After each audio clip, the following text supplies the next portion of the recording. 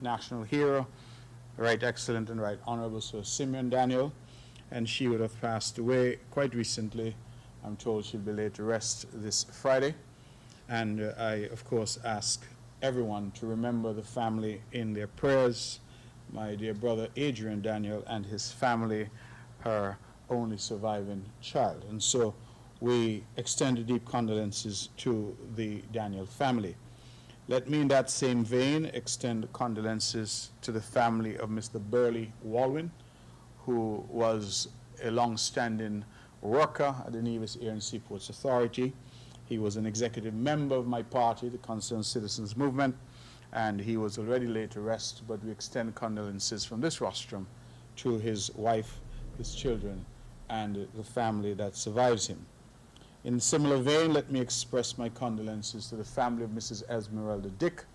Mrs. Dick would have come here from St. Vincent, but I'm told she lived here for some 34 years in the Bath Village community, and she was a pillar of that community. Mrs. Dick worked at the electoral office for some years, and again we extend the deepest condolences to her husband, Mr. Grafton Dick, and the entire family and the Bath community. Let me also express heartfelt condolences to the family of my dear friend, my dear late friend now, Mr. Fitzroy Warner. Fitzroy was known to all of us. He was a businessman. He was a local commentator, political activist. Mr. Warner was a man of many words and tremendous wisdom. He has suffered for quite some time, and he succumbed to his illness. I believe I was told that he developed an infection, which unfortunately led to his death. And so I would want to extend to his entire family, his children, his siblings, my very deepest condolences. In similar vein, let me also express heartfelt condolences to the family of Miss Lisa Lee.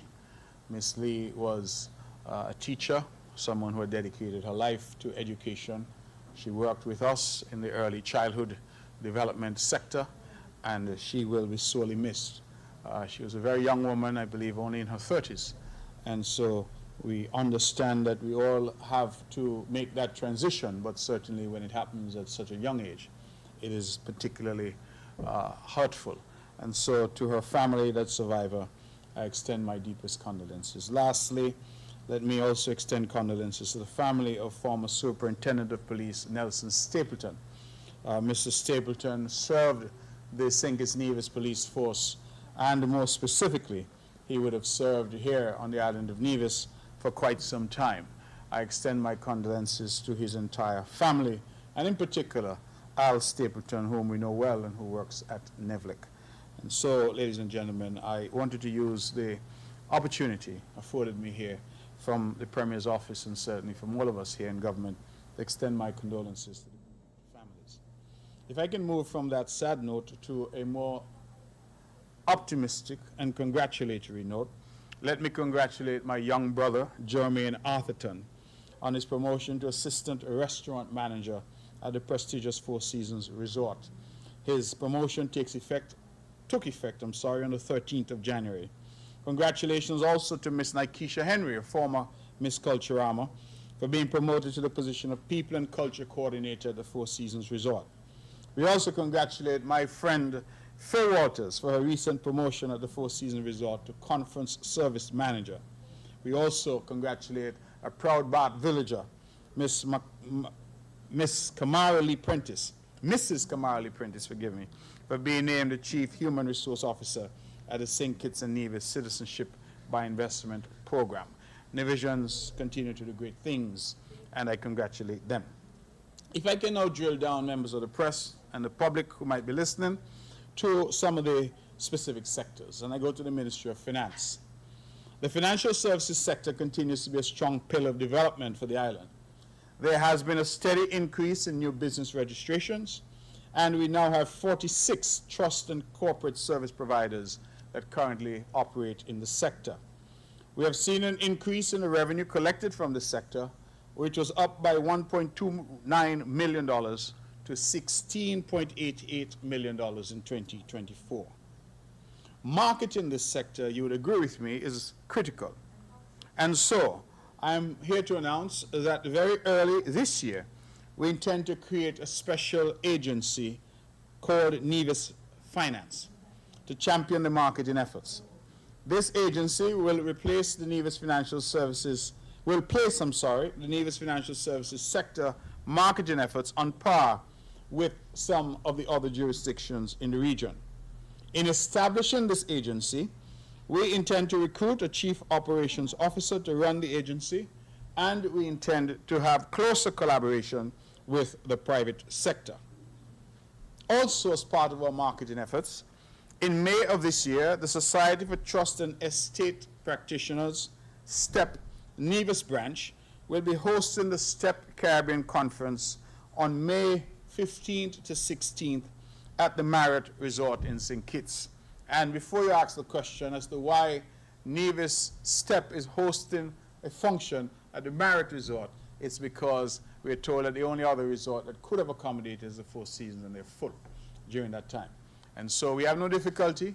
We're taking that business to the Marriott in St. Kitts. It is one federation after all, and we anticipate an excellent conference, May 15th to 16th. And of course, there will be activities on Nevis as well.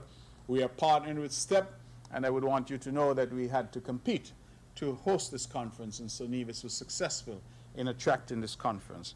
I want to put on record my thanks to Helen Lewis, who is a STEP member emeritus. She will coordinate our efforts on this, and we are very grateful that STEP, this prestigious organization, will be hosting this conference here.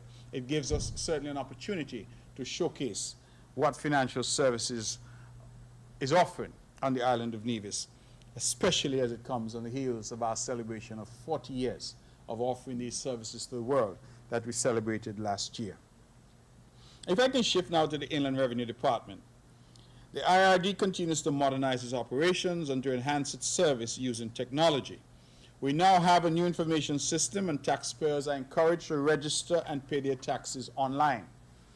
From January, the department, working in collaboration with the Traffic Department, has revised the process for vehicle registration and driver's licenses. The Traffic Department has automated the vehicle inspection, and the inspection agencies must now generate and submit inspection reports electronically. Therefore, please ensure that your vehicle satisfies the inspection criteria so that you're not delayed in licensing. You know the tint must be 35% or more to pass inspection. Your tires must be of good standard. Your number plate must be visible, especially at night, and your car must be in good condition. Now, of note, ladies and gentlemen, is that in the past, we got our inspection, and the inspection agency gave us a certificate that we then took in manually. That is no more. The Inland Revenue Department will not accept any physical paper inspection. It has now to be submitted online. It is also a requirement that insurance companies submit an electronic copy of the insurance document to the Traffic Department for all vehicles that are insured. Take note and make sure that your insurance company and inspection agency are doing what they should be doing. On the issue of business licenses, business license for 2025 is due and payable on January 31st, 2025. Once you have already registered on the Inland Revenue Department portal, you can renew and pay your business license online. However, you will have to collect the business license certificate by visiting the department. The Inland Revenue website, I remind you, is www.sknird.com. Remember, please, that interest and penalties apply, but only if you're late. So I encourage you to go in and do what you need to do on time to avoid any penalties and any interest. In December last year, I had the pleasure of presenting the NIA budget for 2025. The budget provides a guide for the operations of the NIA. It is based on projections for revenue and expenditure. At each annual budget, I clearly outline that the extent to which we roll out our spending programs depends on our ability to access funding, especially for executing the items as outlined in our capital expenditure program. We always assure the public that we will not be reckless in our spending, and we will only seek to undertake projects if the funding is available or can be accessed at low cost in accordance with our debt management strategy. Where funding cannot be accessed at concessionary rates, we curtail our expenditure program and carry forward to the new fiscal period any projects which were not executed due to the lack of approved financing. For the first half of fiscal year 2025, we will see a reduction in the value-added tax from 17% to 13% as laid out in the federal budget read by Prime Minister Drew. This will impact the revenue collected at the Customs and Inland Revenue Departments in Nevis, the two highest revenue collection departments of the NIA. This, along with other factors, have created a shortfall in the identified funding of the budget of between 15 to 20%. This is neither unusual nor alarming. Let me repeat. This is neither unusual nor alarming. The budget estimates for 2010, for example, highlighted a budget deficit of $42.7 million and represented, therefore, unfunded expenditure for the then NRP-led Nevis Island administration. I use that only to show that it is a standard practice in budgeting that we set out what our forecasts and projections look like, but always with the caveat that it depends on our ability to raise the necessary financing to achieve them. All it means is that the administration at the time of the budget had not yet specifically identified a revenue source to support some of that expenditure, and as I've emphasized, particularly the capital expenditure. This is the case for the 2025 budget, and while we seek to identify the appropriate revenue stream in accordance with our debt management strategy, to meet this shortfall, it has become necessary for us to withhold 15 to 20% of the allocated expenditure. Once we've identified a revenue source to meet this unfunded amount, the Ministry of Finance will make necessary arrangements to release additional funds to ministries and departments for the fiscal year.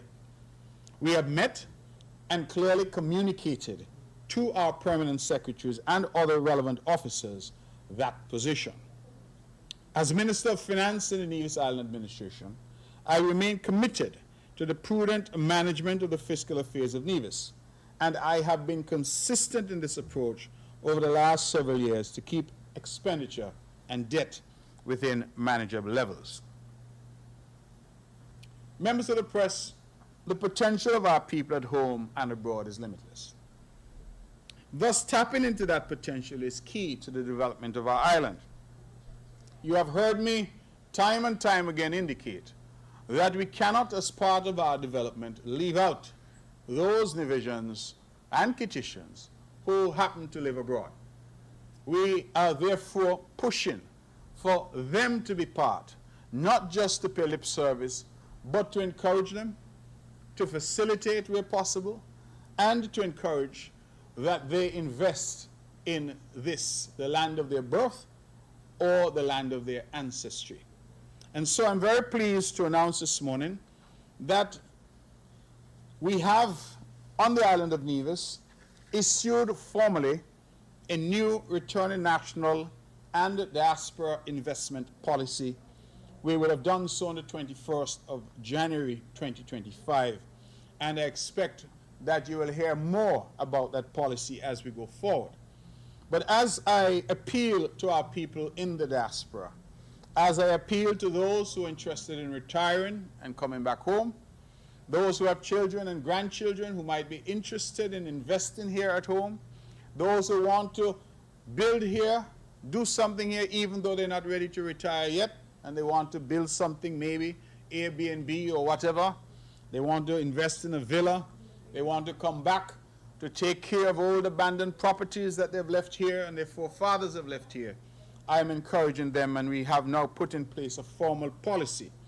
To give a flavor of that policy, we have approved the establishment of a dedicated unit to deal with all aspects relating to the Returning National Diaspora Investment Policy. This unit, which is attached to the Ministry of Finance, will act as a direct liaison for those wishing to return to Nevis, thus providing a one-stop shop for issues associated with their return. The administration has approved a package of fiscal concessions for those wishing to return and or invest in Nevis under this new policy. These concessions include customs duty exemption on the importation into Nevis of all used personal items, customs duty exemption on the importation into Nevis of a vehicle, whether for personal or business use. The exemption applies also if the vehicle is purchased locally. If that vehicle is sold in St. Kitts, Nevis within 3 years of importation or local purchase, then customs duty will become payable. Customs duty exemption on the importation into Nevis of construction materials for any residential, commercial, or mixed-use building construction being undertaken in Nevis. The exemption applies also if materials are purchased locally. If such materials are sold in St. Kitts, Nevis within 3 years of importation or local purchase, then customs duties become payable. Customs duty exemption on the importation into Nevis of furniture and fittings for residential or business use. The exemption also applies if furniture and fittings are purchased locally. If those furniture or fittings are sold in St. Kitts and Nevis within 3 years of importation or local purchase, then customs duties become payable. Customs duty exemption on the importation into Nevis of any tools and equipment for startup business. The exemption also applies if tools and equipment are purchased locally. If tools and equipment are sold in St. Kitts and Nevis within 3 years of importation or local purchase, then customs duties become payable. The applicant must take the necessary steps to formally apply for a business license to benefit from this concession. Customs duty exemption on the importation into Nevis of initial goods representing startup stocks and supplies for any new business. Important note, VAT and customs service charge will be payable on all the items listed above, as well as the environmental levy where applicable. Duty-free concessions granted under this policy cannot be combined with any VAT reduction days. Where the business to be established is one of the priority areas as outlined below, then additional concessions will be offered on application to the Ministry of Finance. These areas are specialized medical care with emphasis on diagnostic services, information technology, ICT development, technical and vocational skills development training, hotel and resort development, light manufacturing, professional services including accounting, auditing, construction management, and architecture, call or contact center operations, agro-processing, agriculture, recycling and waste disposal, alternative green energy consultations, sales, and installation. Put differently, if your proposed business falls into one of those categories, then you can be eligible for additional concessions on application to the Ministry of Finance. Where applicants, and this is important, this is very important, where applicants are not holders of a St. Kitts and Nevis passport, but can show that their ancestral roots are in St. Kitts and Nevis through their parents, grandparents, or great-grandparents, they shall be required to apply for an alien landholding license to purchase real estate on Nevis. However, the applicable alien landholding license fee of 10% of the value of the real estate shall be waived. All alien landholding license applications are processed within 14 days of submission. Just to explain that quickly, if you are a non-citizen of St. Kitts and Nevis, that is, you do not hold a St. Kitts and Nevis passport, you have to apply for something called an alien landholder's license in order to purchase property on the island. The difficulty we've figured out from our interaction with members in the diaspora community is that some are several generations removed, meaning that they are now grandchildren and great-grandchildren of persons who came from the island of Nevis or the island of St. Kitts. And we are now saying, therefore, that even if those do not have a passport, so let's say your great-grandfather left Nevis, went to England, he had children, and they had children, and they had children, that down to your grandparents, that is down to the great-grandchildren, I'm sorry, great-grandparents, once you can prove that that is the lineage, then we still would require that you apply for the license, but the fee that is normally payable of 10% will not apply to you. Where applicants are starting up or acquiring a business on Nevis, they shall be entitled to apply for concessions as outlined up to 12 months after returning to Nevis. What do I mean by that? You cannot come back to Nevis and live in Nevis for 4, 5, 10 years and say, oh, let me now take advantage of this policy. If you're moving back, you have to apply within 12 months of that move in order to benefit from the policy. Put differently, you can apply, of course, in advance, but once you've moved back to the island, you have 12 months within which to make that application. In order to benefit from concessions for business establishment, applicants must show a minimum investment of US $100,000. These concessions for business establishment include, so separate and apart to what I've said earlier, we're now saying that if you want to set up a business, then you must be investing a minimum of 100,000 US dollars. You will get concessions, additional, separate to what I've said before, and these concessions include customs duty exemption on all items of furniture, equipment, tools, construction materials, vehicle and startup stocks and supplies as outlined above. The exemption also applies if such items are purchased locally. If such items, with the exception of startup stocks and supplies, are sold in St. Kitts and Nevis within 3 years of importation or local purchase, then customs duties become payable. Importantly, again, VAT and customs service charge will be payable on all items listed, as well as the environmental levy where applicable. Duty-free concessions granted under this policy for businesses cannot be combined with any VAT reduction days.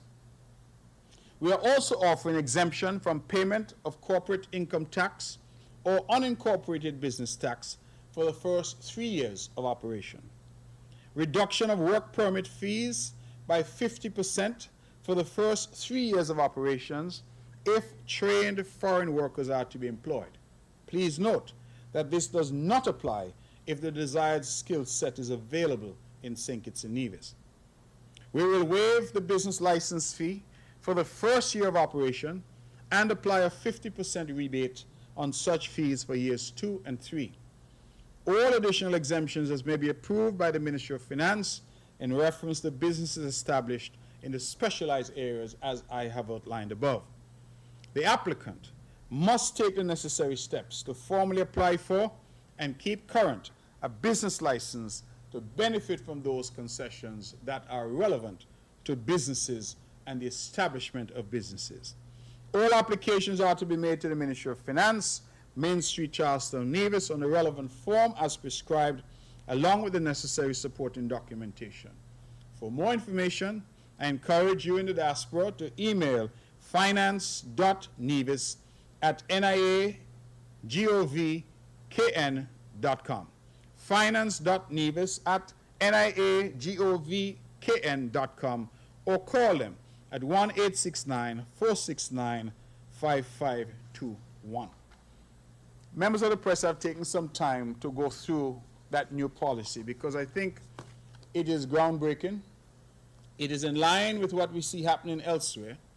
It is particularly, I think, relevant now that our largest, closest neighbor, the United States of America, under President Trump, has indicated quite categorically that they will be seeking to deport from their country any of our nationals who are not regularized, whose status in their countries is not regularized. So if you're undocumented and you're in the United States or her territories, because incidentally, just last evening I was informed that ICE, Immigration and Customs Enforcement, is also conducting raids in the U.S. Virgin Islands and Puerto Rico. And so if you're in St. Thomas, St. Croix, you're in the territory of Puerto Rico, you're in the mainland United States, and you're undocumented, you may have difficulties going forward. I am saying to those who may be undocumented but are in America, I am saying to those who are documented but living in America, that you have a home here in Nevis. And for those who can, I encourage you to rekindle your love affair with this, the place of your birth or the place of your ancestry. We need you. We need your development. We need your development dollars. We need your skill set.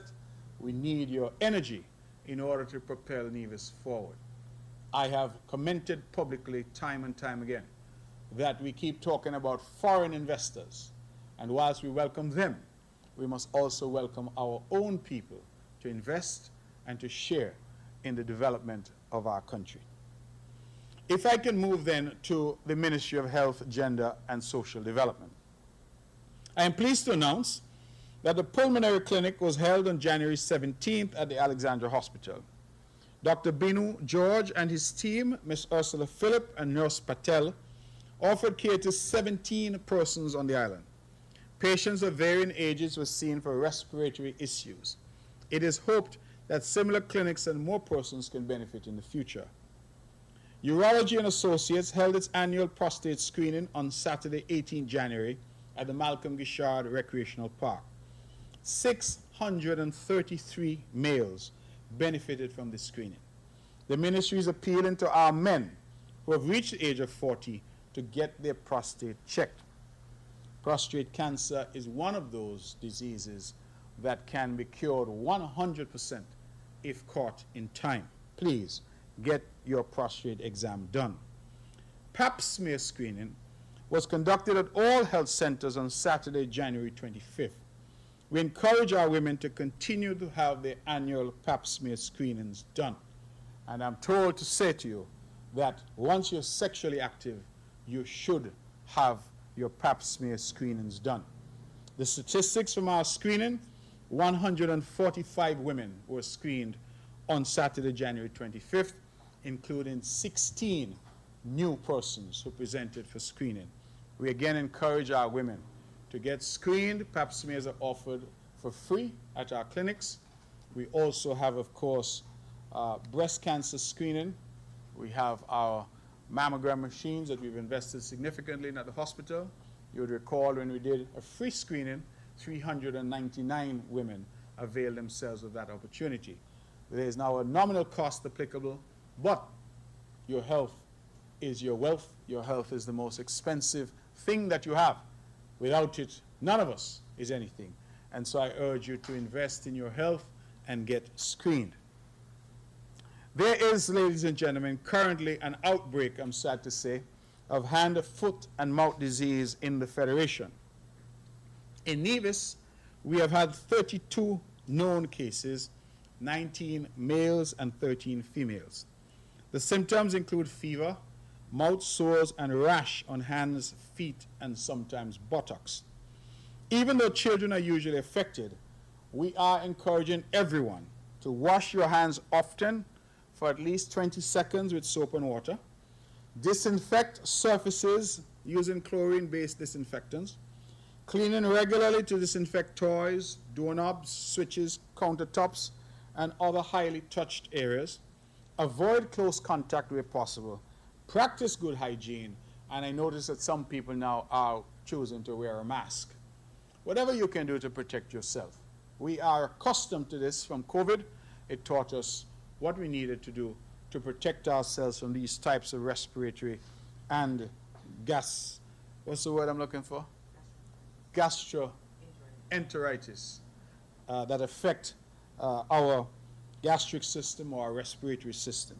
And so I encourage you to do that. I should tell you that the Ministry of Education has been responsive. We have sadly had to close 2 preschools for 2 days, 2 government preschools, I think the Combermere and Ines France. We had also had to close a private preschool as well. All of them have since reopened, but when we closed, we did a deep clean and to ensure that the area was prepared. The Ministry of Education is working very closely with the Ministry of Health. As we know, this disease, hand, foot, and mouth disease, is predominant in children. It can affect adults as well, but it's predominant in children. And children, as we know, they play with each other, they touch each other, they cough, they do all of these things.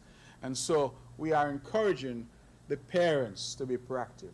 When we find children who are tested positive, we send them home, we ask their parents to try to isolate them at home, and they are only reintegrated into the school population once they've been cleared by our medical team. Having said that, members of the press, members of the public know that I have always implored our people to be responsible. And I was quite dismayed to have reports that some parents, even knowing that their children have this disease, have nevertheless sent their child to school. And their argument is that they have no one to keep the child. I am saying to you that your child is your responsibility. People may not want to hear me say it, but your child is your responsibility. It is nobody else's responsibility. We have them, we have a duty to take care of them. And to send your sick child back to school to potentially infect other children is irresponsible behavior. So I invite our parents, please, to be responsible as we combat this outbreak together. The Nevis Health Promotion Unit is conducting a 6-week chronic disease self-management workshop, which begins on February 5th. It will be held once a week from 5 to 7:30 p.m. at the Gender Affairs Conference Room. The dates are February 5th, 12th, 19th, 26th, and March 5th and 12th. Let me switch to some very good news from our Nevis Solid Waste Management Authority. Work has begun at the Nevis Solid Waste Management Authority to construct a warehouse as part of the St. Kitts and Nevis Recycling Project that is being conducted in partnership with Taiwan's ICDF. The construction is expected to conclude in May, and the facility will house recycled plastic bottles, aluminum cans, and cardboard. A new baler and truck will also be bought as part of the second phase of this project. This is a project, members of the press, that we are very proud of here on the island of Nevis. Because since we've introduced this project in partnership with Taiwan, we have already shipped 2 40-foot containers of baled plastics off the island. We all understand plastics are a problem. They are not just an island problem, a national problem, a regional problem. They are a global problem. And plastics getting into the ocean causes a number of problems, including difficulties for our food supply. And so, Nevis is doing its part in partnership with Taiwan, and we have already shipped 2 40-foot containers of baled plastics off this island. This investment, again by Taiwan, partnering with us, will afford us the opportunity to do even more. We encourage one and all to get on board and to recycle and to ensure that we deal with our garbage responsibly. The Department of Community Development has officially commenced the agro-processing workshop at the Pond Hill Community Center.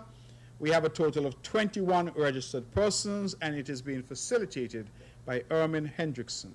It's a 6-week workshop, and it will be held every Tuesday and Thursday from 5 to 7 p.m.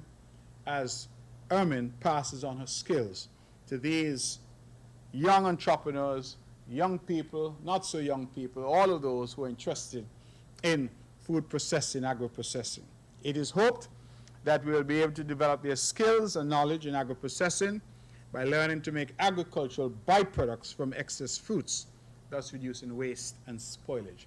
All of this is a part of our double thrust. 1, to feed ourselves, greater food security. 2, to increase our entrepreneurial activity on the island and grow our local economy.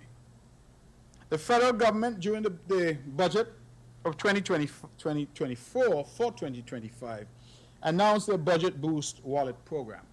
And that Budget Boost Wallet Program, as I understand it, is offering $250 EC to each person who's earning less than $5,000 for a duration of 6 months. The Department of Community Development will be assisting Nevisians with the registration of individuals enrolling for the Budget Boost Wallet program, where eligible person will receive a monthly payment, as I've said, of $250 for 6 months. The following community centers will be open daily to assist persons from 9 a.m. to 3 p.m. Charles Walters Community Center in Hanley's Road, the Pond Hill Community Center, the Jessups Community Center, the Franklin Brown Community Center. You can also get assistance at Social Services and Gender Affairs. We don't want anyone to be left out or to say they did not know. And I applaud the Honorable Janet Nisbet and her team for coming up with this idea to help people with the registration effort. So please show up at the community centers and get registered and benefit from this. The Social Services Seniors Division would have held its first activity for 2025, which saw about 60 seniors congregating at the Craddock Road Church of God of Prophecy for their annual Thanksgiving service. The Nevis Cooperative Credit Union is now the proud sponsor of the Seniors Division 85th birthday celebrants as of January 2025. Each senior attaining this significant milestone will receive a plaque and a fruit basket, compliments of the Nevis Credit Union. TDC Group of Companies continues to sponsor our seniors who attain the ages of 80, 90, and 100. We thank these corporate sponsors for their partnership. The Seniors Recreation Group, in collaboration with the Nevis Solid Waste Management Authority, will resume its recycling initiative on Friday, 24 January. The collection of bottles will begin at approximately 8:30 from individual homes around Nevis, and the meeting point is at the Old Artisan Village in Charlestown. We want to thank Teshron Maynard, who usually assists with the collection of bottles to take them to the site. Members of the press, let me move quickly to the all-important tourism sector. We know now that we are in the midst of our tourism season, and I'm pleased to say that based on the numbers for our cruise season, we are expecting a total of passengers and crew 29,321 persons visiting the island by sea. That compares very favorably to the 17,694 persons that we expected in the 2023-2024 season. We're therefore seeing a 65.7% increase, and I'm hopeful that that translates into more activity and more business for our artisans, our taxi drivers, our tour operators, and of course our restaurants and those who offer various allied services in the tourism industry. Let me look at an indicator that I often use to see where we are headed, and to tell you that our Tourism and Development Levy, which is our 2% tax, that for December 2024, we were able to improve our performance over December 2023 by 6.11%. December 2024 over December 2019, which was the last year before COVID, is up 172.49%, just to give you the sense of how we have jumped from where we were in 2019. The total for 2024 is up 5.77% over 2023, and the total for 2024 is up a whopping 43.88% over 2019. So we are definitely moving in the right direction. Let me also tell you that Southern Tide, which is a US-based clothing brand, will be undertaking a photo shoot on Nevis from February 10th to 14th. They're based out of Southern California. I'm sorry, forgive me. They're based out of South Carolina and have 850 retail locations across the US, selling men's, women's, and children's apparel and accessories. They did a similar shoot, forgive me. They did a similar shoot just prior to the pandemic, and it's great to welcome them back. You must know, ladies and gentlemen, that photo shoots is also part of one of the initiatives that we have undertaken for the island of Nevis, and so we're grateful that Southern Tide has come back to do its annual photo shoot here. Film Focus Nevis. Film Focus Nevis is a collaboration between the Nevis Film Commission and Movies at NEPAC. The mission is to provide a platform from which local, regional, and international films can be screened, compelling stories told, and a variety of subject matters discussed, while at the same time helping to develop our local talent and attracting filmmakers to Nevis. This, we hope, in turn, will bring economic benefit to the people of Nevis. The idea is that eventually locally produced films will be entered into regional and international film festivals, which will not only benefit the filmmakers and all those involved, but also bring awareness to Nevis as a film destination. We want to thank the Nevis Cultural Development Foundation as the main sponsor. Cape Year was given cash and air tickets in support of this initiative. For updates on this very important thrust in film and the film industry, we ask you to go on the Facebook page of Film Focus Nevis or on their Instagram pages as well. Just a few other quick highlights from tourism. We have the Four Seasons Resort and Sunshine's Beach Bar. They've been nominated for USA Today's 10 Best Reader's Choice Awards. Four Seasons, in fact, has been nominated in 3 categories: the Best Caribbean Resort, the Best Caribbean Golf Course, and the Best Restaurant in the Caribbean, Escalina. Sunshine's Beach Bar will also be nominated in the category Best Caribbean Beach Bar. Nevis, members of the press may have noticed that Nevis has been featuring quite prominently in various international publications, and I think it's quite a coup for this little island that we were recently featured in Forbes magazine, which listed Nevis as a top tourist destination and regional player. Nigel Tisdale, writing for the Daily Mail in the UK, has visited every Caribbean island and has named Nevis among the top 3. I believe the other 2 were Grenada and Jamaica. So we're in good company, and the island is getting excellent exposure. Our Nevis Tourism Authority would have taken the spotlight, and the island of Nevis would have taken the spotlight, at Brown Folks Connect, an event held in Manhattan, hosted by Candy Carter, our ambassador for diversity. Brown Folks Connect is a dynamic networking platform for diverse senior-level entertainment professionals. Founded to create meaningful connections within the industry, the group brings together talented executives and on-air talent to foster collaboration, support, and professional growth. Over 200 media professionals were in attendance. The event celebrated Nevis's rich heritage and its unique appeal as a vacation destination. A video message from myself as Premier highlighted Nevis's ties to Alexander Hamilton and Cicely Tyson. CBS News correspondent Ashha Karashi won an all-expenses-paid trip to the island. The event marked a significant step in Nevis's outreach to the African-American community, fostering connections and cultural pride. I should say that this is the 2nd year that we have partnered with Brown Folks Connect. Last year, we actually had a mixologist who went and did all the signature drinks from Nevis for that event. We also welcome the Soconomics Wellness Retreat, led by celebrated fitness expert and Soconomics founder Selena Watkins, which was hosted at the Mount Nevis Hotel from January 16th to 20th. The vibrant event, focusing on fitness, wellness, and cultural celebration, attracted participants from across the globe, showcasing Nevis again as a premier destination for wellness.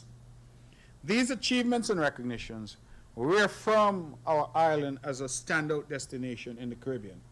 We have been celebrated for our luxury, our rich heritage, our natural charm, and our forward thinking.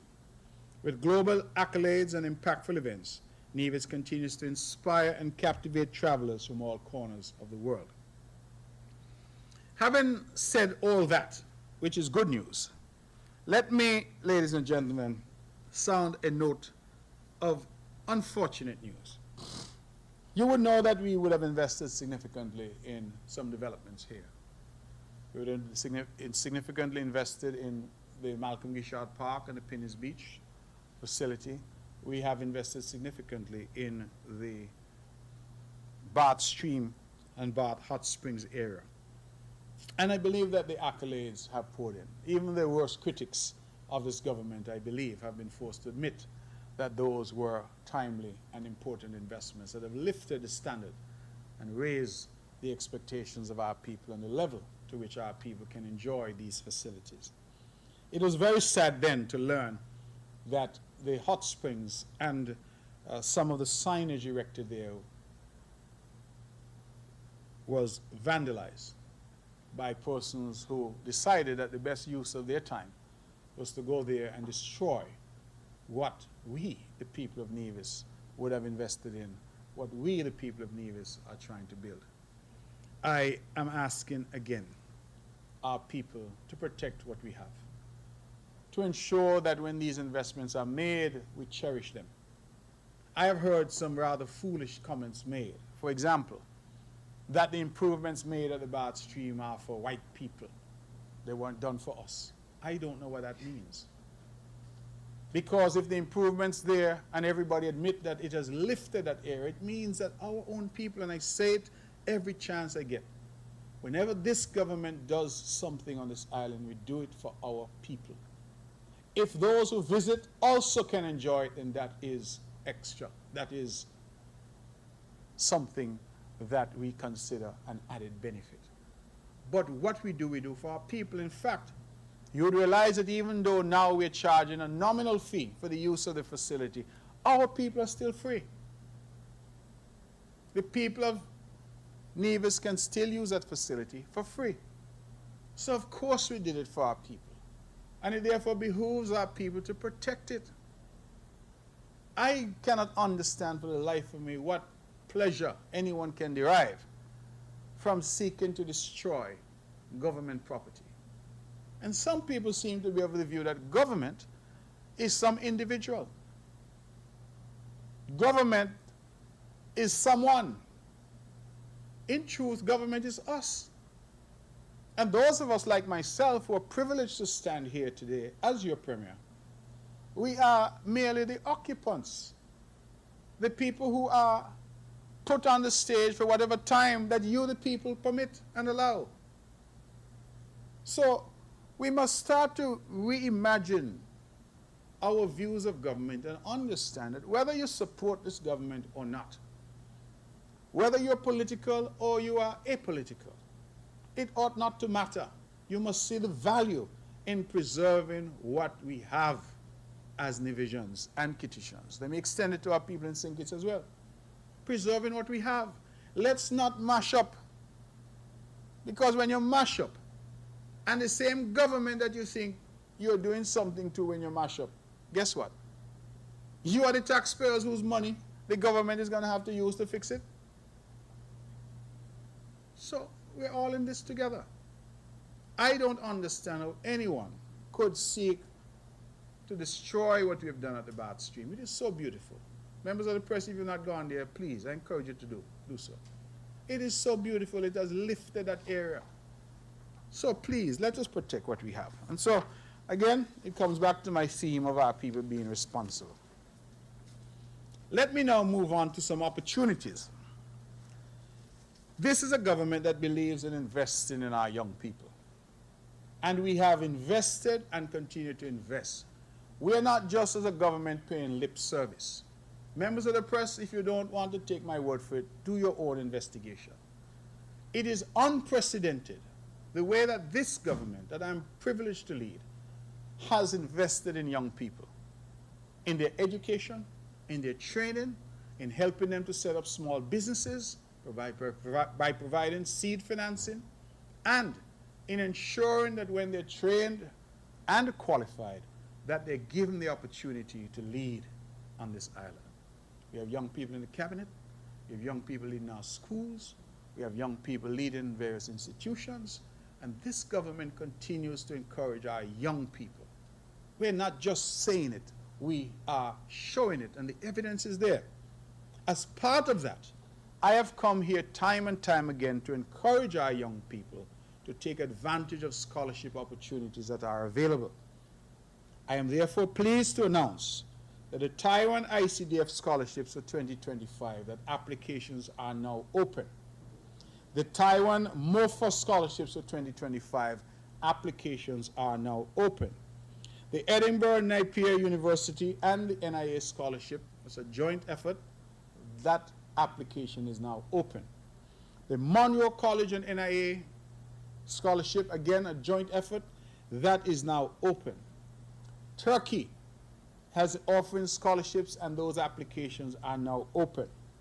The University of Medicine and Health Sciences and Windsor University of Medicine scholarships are now open.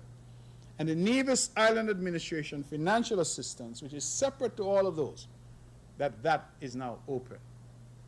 You hear how many things I say are open? It is for our young people now to take the initiative. Parents, encourage your youngsters. A lot of times we say, oh, they're out of sixth form, they're not working yet. But if they have the opportunity to go directly off to university, you realize that they may be back here at the age of 21 or 22, fully degreed and prepared to take up their role to help build in Nevis. And so I encourage our youngsters to take the initiative. We as government can only encourage you. Ultimately, it is for you to decide that you're going to take that initiative. Taiwan, ICDF, that's one set of scholarships. Taiwan, MOFA, another set. Edinburgh, Napier, and NIA, joint effort. Monroe and NIA, joint effort. The government of Turkey, scholarships. The University of Medicine, Health Sciences, and Windsor University of Medicine, scholarships. And indeed, we hope to announce very shortly the Medical University of America scholarships. They offer 2 each year. And then the Nevis Island Administration, financial assistance. And I just want, for recording purposes, to put it on record, that over the past 12 years, 275 young Nevisians have benefited from the Nevis Island Administration financial assistance.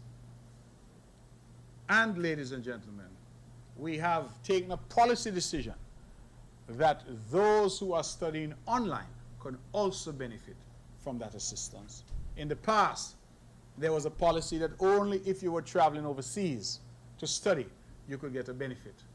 But with so many people now studying online, and the online study is beneficial to us because we continue to get that person's expertise at work, even while they're studying. We decided that it was only fair that we extend the assistance to those studying online. And so 275 youngsters have already benefited, with more to come. And as I pointed out, continue to point out, we are not just encouraging people to go off and get educated. We are not just encouraging people to go off and get trained. We are saying to you that when you come back, there is room for you. There's a place for you. And as the economy grows, and as the needs of modern government grow, there will be opportunities afforded you. And we expect that you will be able to get every opportunity in your own country. If you go abroad and you get bad treatment, I say I am sorry, but I'm not responsible for that. But when you come home, you must not get bad treatment at home. This is where you're from. And you must get every opportunity. We believe in our young people. And as a government, we will continue to support them 100%. Let me just say that if you want information, feel free. We have people ready and willing to help you. Call 469-5521, extension 5.61, ask for Mrs. Shanola Murray Gill, or extension 5164, ask for Miss Carissa Griffin, or extension 5166, ask for Mrs. Shelley Jones Liebert. 3 beautiful ladies who epitomize professionalism and customer service, and they will help you. I want to thank them and also thank P.S. Scooby, Mr. Barrett, for his continued assistance and leadership in this regard. So please apply. Over 20 new persons benefited from scholarships and NIA financial assistance in 2024, while other beneficiaries who left in recent years prior to 2024 continue to be supported. And just so you understand, ladies and gentlemen, when the NIA gives financial assistance, it's for the duration of the study. It may not be a full scholarship, but it is for the duration. So even though we said 20 persons last year, remember those 20 will be supported over the course of their 3 or 4-year training. So that's important to know. As other scholarship opportunities become available, we will let you know. Members of the press, I beg you to help me beg people to apply, because that is the only way that they will benefit. I don't want to hear that our parents are going to Development Bank and National Bank and getting big loans when they could get a scholarship for their children to study for free.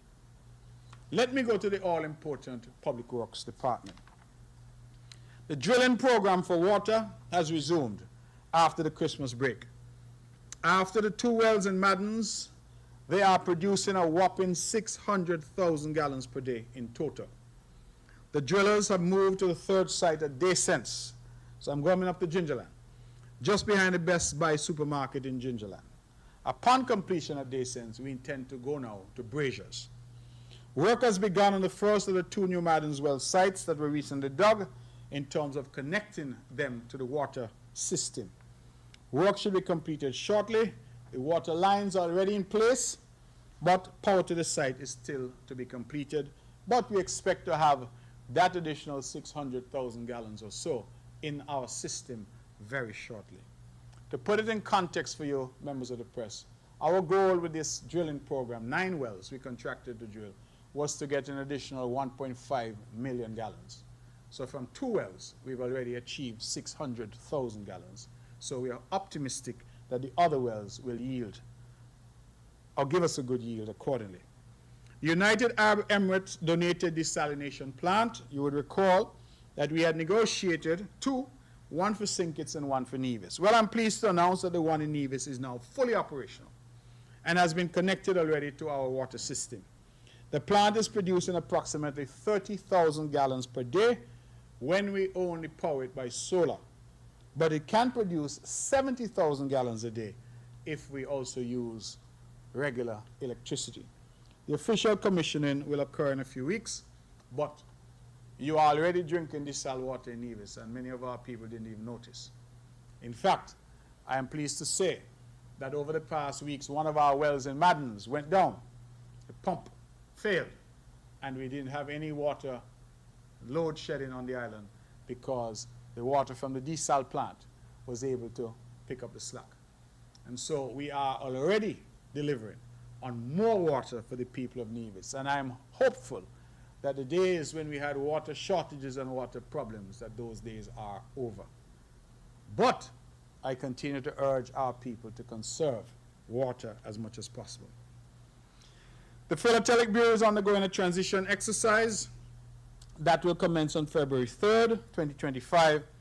During this exercise, the Bureau will be open to the general public from 9:30 to 12 noon until further notice, and will operate now as a unit of the Nevis Post Office. Public Works, going back to young people, going back to training, going back to having confidence in them. Guess what we've done? We have sent 2 of our young persons, Andreas Bartlett and Kester Webb, to Lexington, Kentucky. They left on Monday to undertake a 2-week training stint at the Asphalt Institute in Lexington. The period of training is January 28 to February 7th. Mr. Bartlett is a supervisor at the asphalt plant, while Mr. Webb is an inspector of works in the roads division of the Public Works Department. During the first week, they will undertake the basic mixtures technician training course. In the second week, they will undertake the mixed design technology certification training course. Both courses' content comprise of a mixture of classroom lectures and practical training in a lab setting. And this training is fully funded by the NIA. Now, why do I mention that? I mention that because, again, we are investing in our local people. We are developing the skill sets of our local people. And in this case, we hope that that will pay dividends. You know that we have embarked on a very ambitious road program where we are building new roads and upgrading existing roads. So these skill sets are going to be critically important to us. In fact, I believe that even our brothers and sisters in St. Kitts should feel proud, because recently we were able to lend to St. Kitts not only men, skilled men, but also machinery to help them build roads in St. Kitts. So if you're up in St. Peter's and you have new roads up there, say thanks to the NIA, that our investment in equipment, our investment in training people has now resulted in those people and that equipment being put to use to help our brothers and sisters in St. Kitts. Ladies and gentlemen, this is something that we should be proud of. It shows when a government is committed to sustainable development and putting people at the center. When we have been accused of all manner of things, we were quietly investing. We bought brand new paving machine. We bought equipment that allows us to take off the top layer of the asphalt, mix it, and put it back on. We have invested in training, as again I have just indicated. Right now we have people in Kentucky being trained.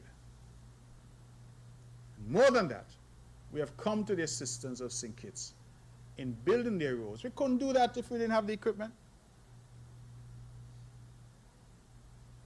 Brand new milling machine, brand new paver, made available to our brothers and sisters in St. Kitts. And our manpower. Because we said to them, we have trained our guys, so let our guys operate our equipment. So the guys went over. Danny, Buju, all of our team have been helping.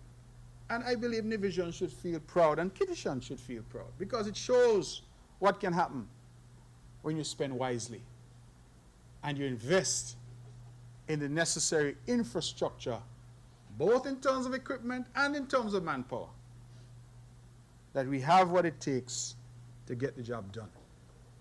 Let me now go to education.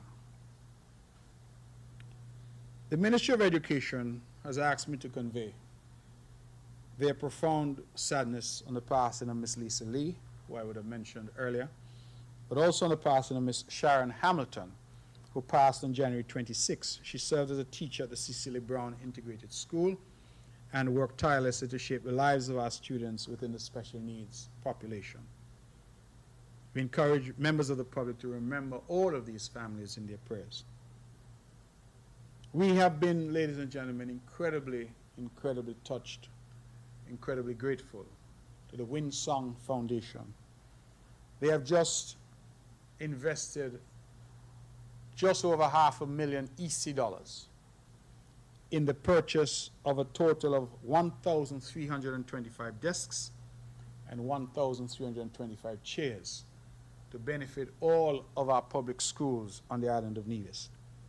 We have taken the first shipment of 995 desks and 845 chairs, and we expect the others to be delivered to us shortly. Those have been manufactured in Canada, and already I'm told the Charleston Secondary School and the Gingerland Secondary School have been outfitted. We are doing a needs assessment at the various schools to ensure that the schools with the greatest need benefit from this new furniture. That donation represents the most significant investment in furniture for our children that we have seen in perhaps the last 15 or 20 years. And I want to go on record to thank the Winsong Foundation. They have made significant donations to us in the past, including 6 coaster buses to serve as school buses, 6 music instruments and devices over the past 10 years. They provided us with steel pans, provided us with an entire suite of musical equipment so that we can introduce our music in schools. They provide us with laptops and devices for our teachers and our students. And they have continued to make a significant investment in our young people and in our education sector. And we say thank you to the Winsong Foundation. Yesterday, we attended a small but in my view significant ceremony, and that was the reopening of the Charlestown Preschool right there next to the cultural complex in Nevis.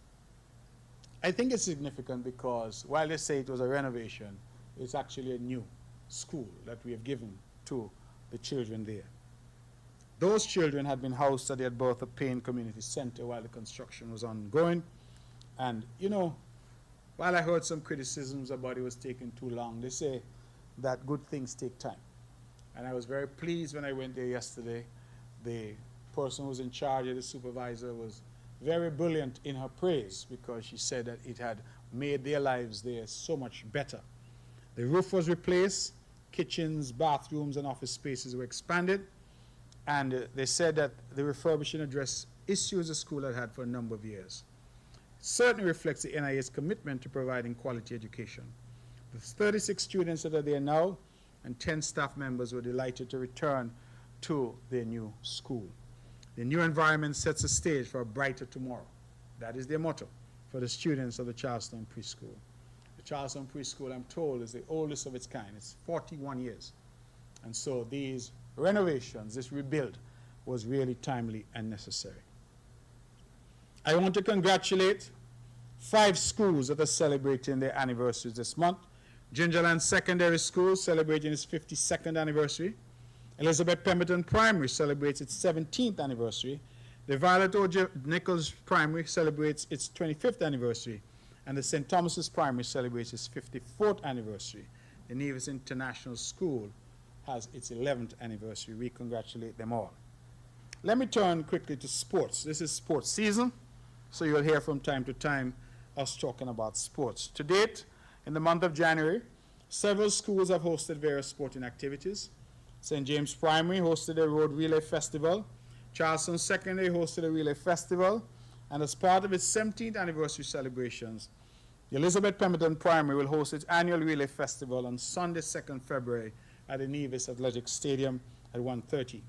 8 schools and 2 track clubs out of Nevis and 2 schools and 1 track club out of St. Kitts will participate. Admission, $5 children, $10 adults, $15 for your vehicle pass. Some great news. CONCACAF Under-17 Women World Qualifiers. St. Kitts Nevis team will participate in the Under-17 Girls World Cup Qualifiers in Nicaragua from January 27 to February 1st. We extend congratulations to the entire team, but allow me to single out Angenique Newton, Ashanique Romney, Adelisi Garcia, and Kenya Virgo from Nevis, who was selected to represent the Federation in these important matches. St. Kitts and Nevis will come up against Nicaragua and also against Jamaica. The Leeward Island Hurricanes, congratulations to Shelton Forbes, Colin Archibald, and Cameron Pennyfeather for being named in the Leeward Islands Hurricanes squad for the first match of the CW 4-day championship, which starts tomorrow in Antigua. A very important announcement for those who love cricket. The Department of Sports has revamped its cricket development program after a thorough evaluation in 2024. As part of the new direction, one of the priority areas in this new focus is the mastery of the fundamentals at the primary school level. So we are now introducing a new Cricket in Schools initiative as a prelude to the launch of the department's new Cricket Academy, which comes on stream in April. Carifta qualifiers. Let me congratulate Miss Kezia Phillip of the Gingerland Secondary School and Faye's Track Club on becoming the Federation's very first athlete to qualify for the 2025 Carifta Games scheduled for Trinidad in April. Kezia surpassed the qualifying standard in the Under-17 female shot put event at the St. Kitts Nevis Athletics Powerade Classic recently held at the Nevis Athletic Stadium. Also in swimming, let me congratulate Troy Nisbet and Skylar Connor, who have been selected as the Federation's representatives to compete at Carifta in swimming. I believe that we are definitely doing some great things, and I'm proud of our youth. Nomination is currently open for the Excellence in Sports Award. We encourage persons to nominate any young person you know who has excelled in sport. Nomination forms can be collected at the Department of Youth, upstairs the Reliable Motors Mini Complex. The deadline, February 21st. Let me move on to a number of other matters. Culturama is coming, July 24th to August 5th. And they've asked me to ask you, or to tell you, that this year's registration for the Miss Culture Swimwear and Mr. Cool competition, interest has heightened tremendously with an overwhelming number of entries. Both competitions now have 10 applications each. This would mean that we'd have to go through some kind of elimination process. However, for the Miss Culture Queen pageant, we're still looking for additional persons to fill the quota. The deadline has therefore been extended to February 14, Valentine's Day. So we ask you to pick up your form at the Philip St. Jean building adjacent to Maud Cross, or visit www.culturamanevis.com. You should return your forms by February 14th. I want to comment on another matter before I open the floor to the press. We were all, I think, stunned to learn that a boat, the owner, Franklin Daniel, an elderly gentleman, a senior, who at over 70 is still doing fishing and keeping himself active, that his boat was stolen along with his engine, and his family sprang into action in advertising and asking for help. We are now told that the boat was found, but the engine appears to have been taken, and that has not been yet recovered. Police are doing their investigations, but of course we continue to encourage our people not to engage in this type of activity. So Daniel is an old man, one of our seniors, and somebody who even at his age continues to ply his trade, his vocation as a fisherman. And for somebody to callously take his boat and take his engine, it's really unconscionable. It's unforgivable. And so we are hopeful that we can recover the engine, and the NIA, of course, will lend all the assistance possible in this regard. An important notice for our fishers: all fishing vessel owners who have not yet completed their vessel re-inspections are requested to contact the Department of Marine Resources to schedule an appointment. Fishers who are concerned about expired flares and are unable to acquire new ones due to supply shortages will be granted an extended period until 31st January to obtain replacements. However, your vessel must still undergo a re-inspection to allow inspectors to assess the condition of the expired flares on boats. Notice to all fishers and owners of registered fishing vessels: expired vessel licenses in accordance with Part 8 Registration Certification License, Section 63, 1A and 2 of the Fisheries, Aquaculture and Marine Resources Act, which states no person shall engage in any of the following activities without a valid and applicable license or authorization issued in accordance with this act. All fishers with expired vessel licenses are hereby advised to contact the Department of Marine Resources or the St. Kitts Nevis Defense Force Coast Guard to arrange vessel inspection required for the 2025 license renewal. Department of Marine Resources inspections Wednesdays and Fridays between 8 and 4 p.m.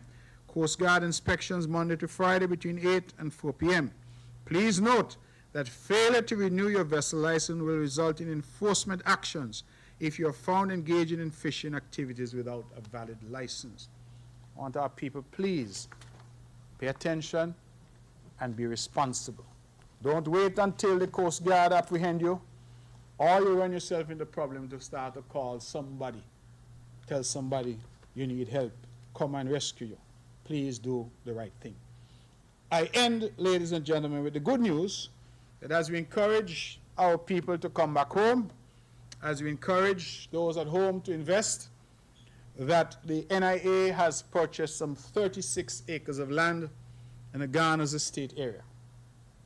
These lands will be subdivided and made available to Nevisians at home and abroad for purchase. The Ghana's estate area, members of the press, is just above the VOJN primary school, up in the hills there, where we have the University Heights development. Beautiful views, constant beautiful breezes, and I believe that the lands are premium, and we will therefore try to set a price that persons can afford. But we expect, particularly for young professionals, we're encouraging our people to own a piece of the rock. I know the tendency when you get your job is to run and buy a car, but a car depreciates from day one. A piece of land appreciates from day one. So make some wise decisions and help yourself and your family to build some wealth. That's important. And so those 36 acres, you'll hear more, and I want to commend the Honorable Deputy Premier Eric Evelyn and his team, because they've worked hard at this in order to bring this to fruition. I will leave matters there then and take now your questions and comments if you have any for me. Thank you very much.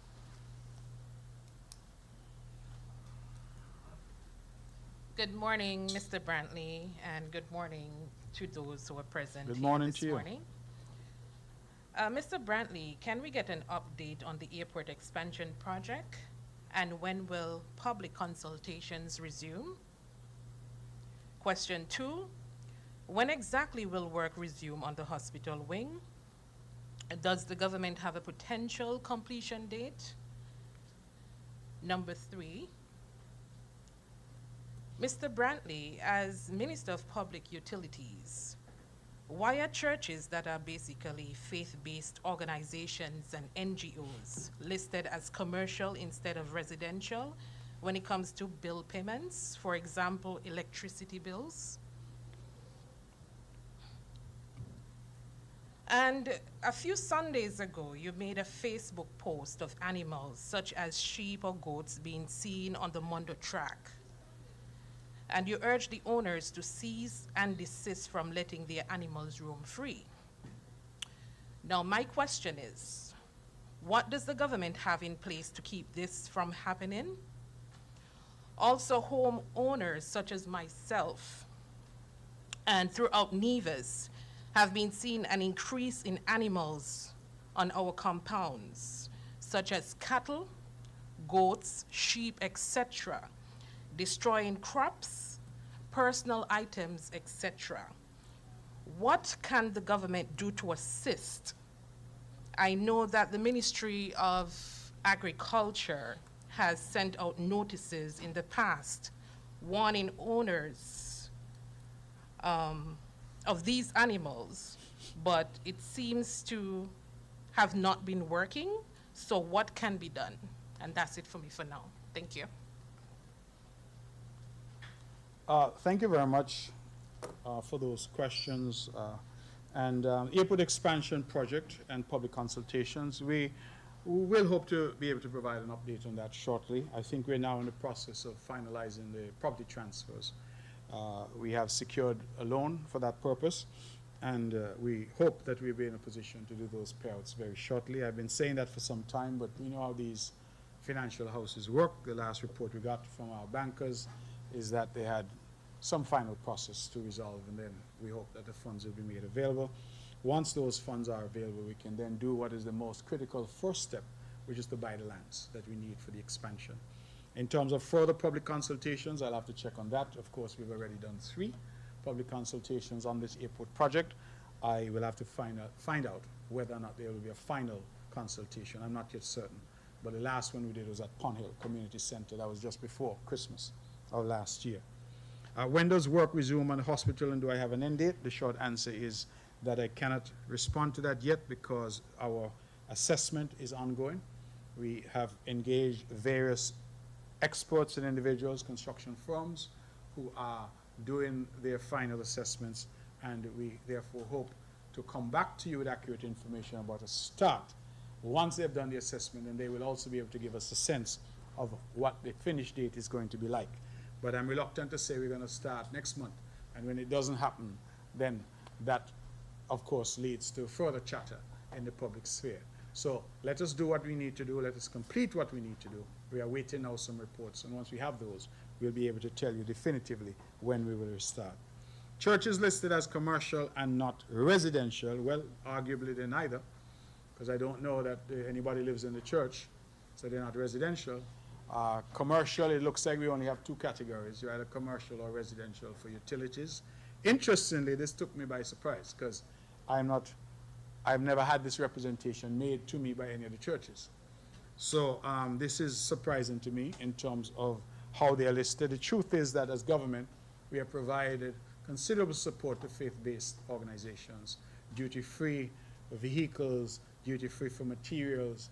In fact, the Methodist Church in Charlestown, a very historic building, they're doing a renovation, and the government partnered with them significantly to make that possible. So we are very open to partner with our churches, but this one took me off guard. I'll have to look into it because I am not aware that they are categorized as commercial and not residential. What does the government have in place to prevent animals going on the Mondo track? It looks like we'll have to invest in some upgraded fencing.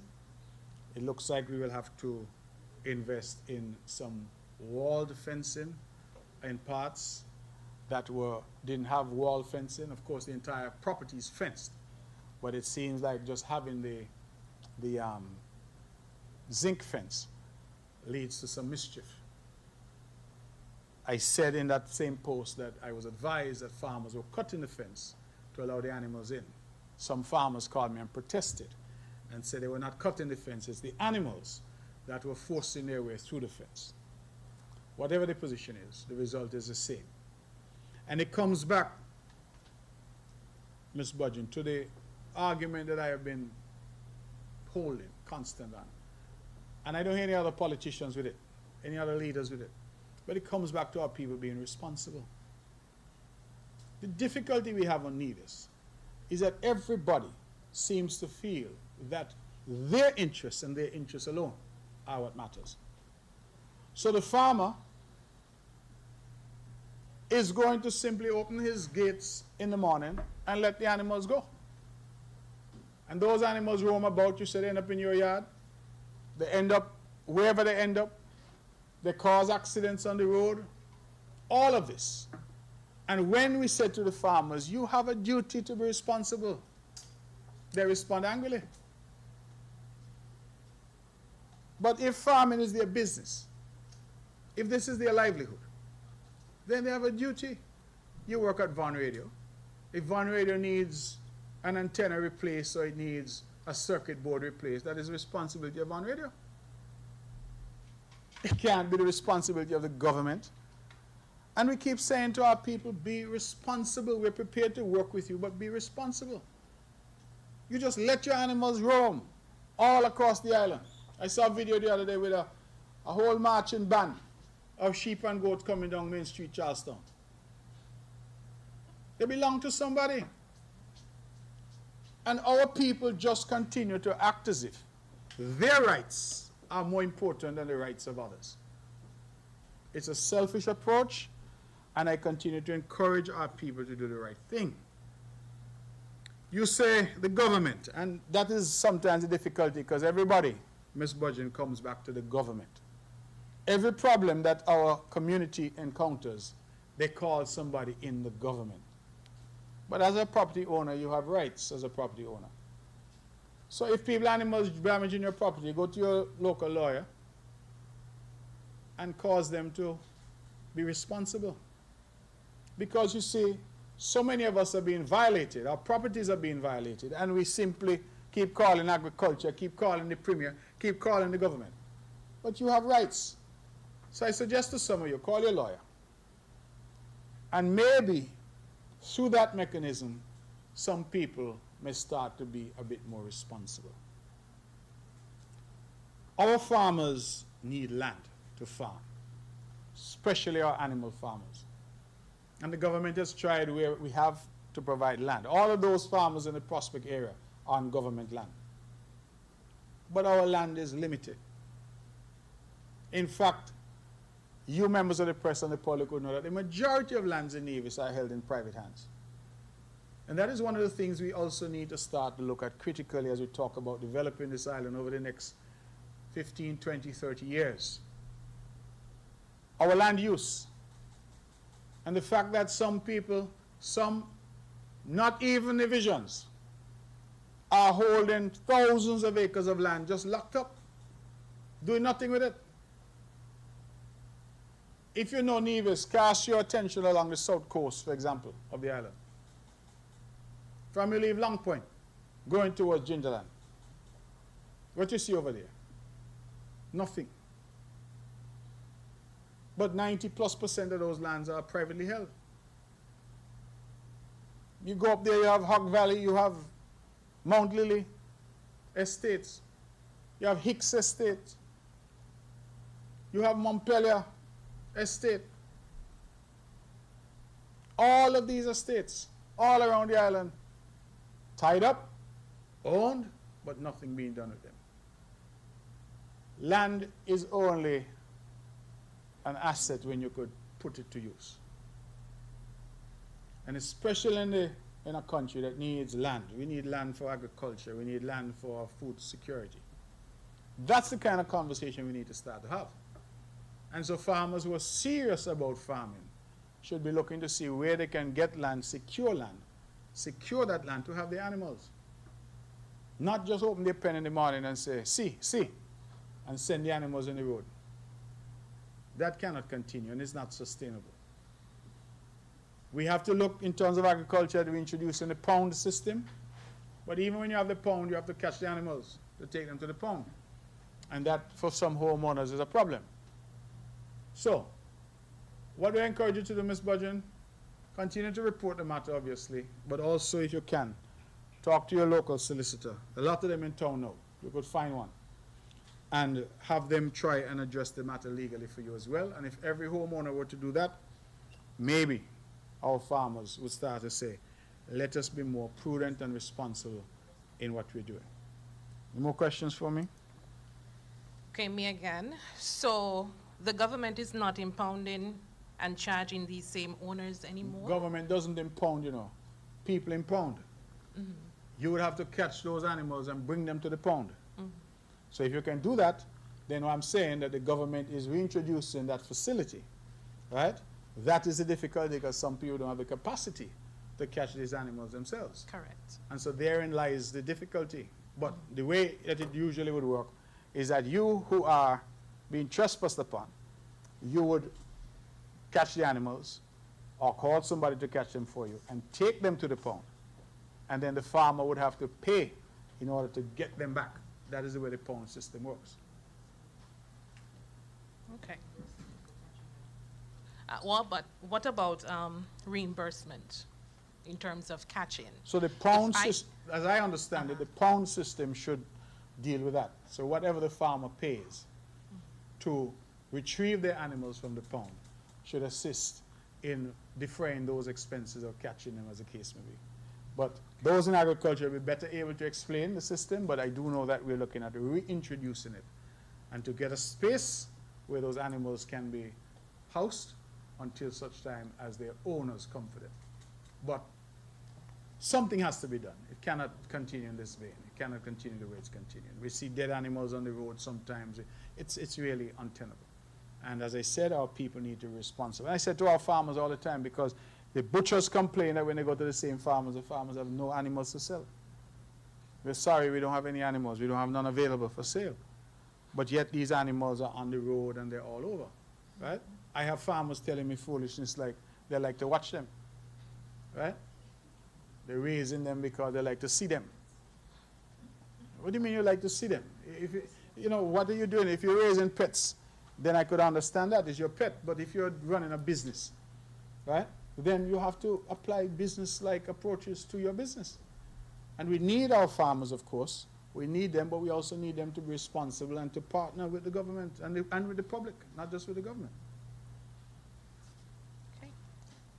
Any other questions for me? Good morning, Premier. Andre Huey, SK Newsline. Morning, morning. There's a few questions. In your opening remarks, you spoke about the new agency that has been set up for the financial services here on Nevis. Not yet. We're setting it up. It's setting it up, yes. Okay. In terms of, if you could just speak to, maybe just provide some information, figures if possible, on the financial contribution of this sector to the economy of Nevis and how important it is to Nevis. And how resilient is it? Because, of course, there's so many shocks, international shocks. We see new policies from the new President of the United States. From time to time, we also hear Europe implementing new measures and new procedures for that sector. So how resilient is it, and in a competitive environment dealing with other islands in the Caribbean that offer the same service? The CBI, Citizenship Investment Program. What is the state of projects here on Nevis, CBI projects? Are there any new projects coming on stream? What happens to or what's happening with the old projects? I know you had announced some time ago that there was supposed to be a new hotel, or new hotels coming to Nevis. Where are we with that? And on the hospital project, now I know you just answered Ms. Bludgeon's question about the update on the project itself. However, if we look at the budget estimates, we notice that there, in that particular area, the establishment of the hospital new wing, we've seen increases budgeted for that particular project. I think in 2023, according to this estimate, it said 289,090, and then we saw 8 million for 2024, and we're looking at 12 million for 2025. how is the money allocated? If we're seeing increases in the budget allocation, what is the money used for if the project is not progressing? Let me start where you left off, Mr. Huey, and it comes back to an understanding of the budgetary process. The fact that you see a provision in the line item does not mean that that money was spent. So it is merely a projection that if we are to get this project going, this is what we anticipate we will spend this year on the project. So where you saw 8 million, that money was not spent. So we are anticipating that if we can get this project going as we planned this year, that the anticipated spend will be $12 million. That is where we are in relation to the hospital project. So I don't want you to go away with the misconception that those monies were spent but somehow not on the hospital. The budgetary process, as I tried to explain earlier, is simply a process where we project what we anticipate to do, and as I've indicated, we don't do it if we can't find the money to do it within our debt management strategy. So I want to make that very clear. Old projects, new projects, citizenship by investment. The CBI program continues to chug along. There are some projects in Nevis that have stalled and have been stalled for a very long time. I can think of Tamarind Cove, which is a good example. They have been there. They were supposed to be doing a hotel, resort, and marina development. I am not at this point sure what's happening on that project, but that project is by the Sea Bridge, as you know. There are one or two other projects that were started but not completed. It's not unique to Nevis because on St. Kitts you have quite a few of those projects as well. I believe that that is a matter that ought to attract national attention because at the end of the day the CBI program is run out of Bastille. We really in Nevis have no control over that particular program, and so I would anticipate that in time we will have to deal with that. In relation to new hotels, I'm aware that there are some projects now that are before the planning department for approval. They're going through that process, and I am hopeful that I will be in short order able to make some announcements, not only of some new projects, but of actual groundbreaking that we anticipate that we will have. We have been working feverishly behind the scenes since last year to attract new investment and new projects, and I would have last summer traveled to Europe where I had some very good meetings, and I would have since then engaged significantly with proposed investors, and I anticipate, Mr. Huey, that we'll have some good news for the people of Nevis in short order.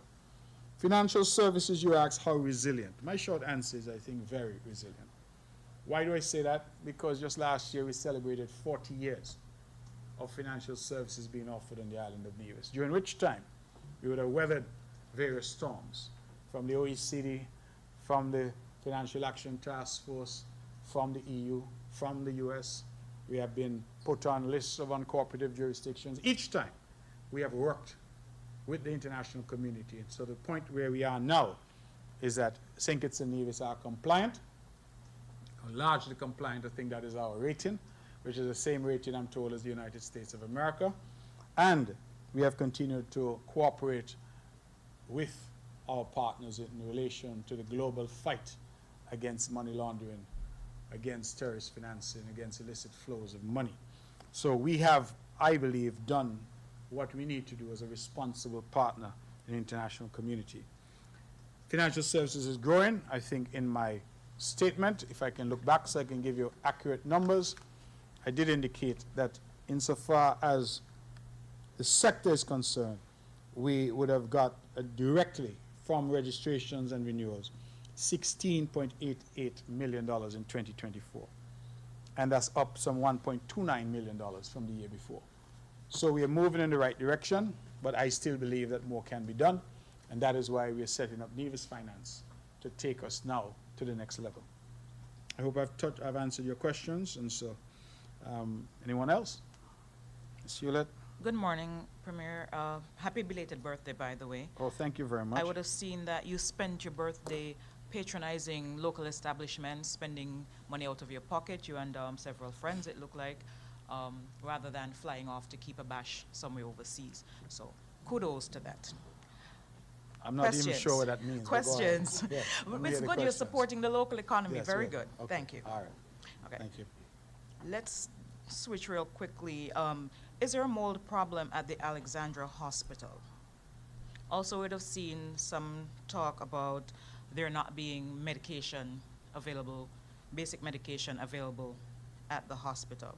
The few times I've gone to the pharmacy, I've seen everybody got their medication. So maybe that's one instance, or that's fabrication, I'm not sure.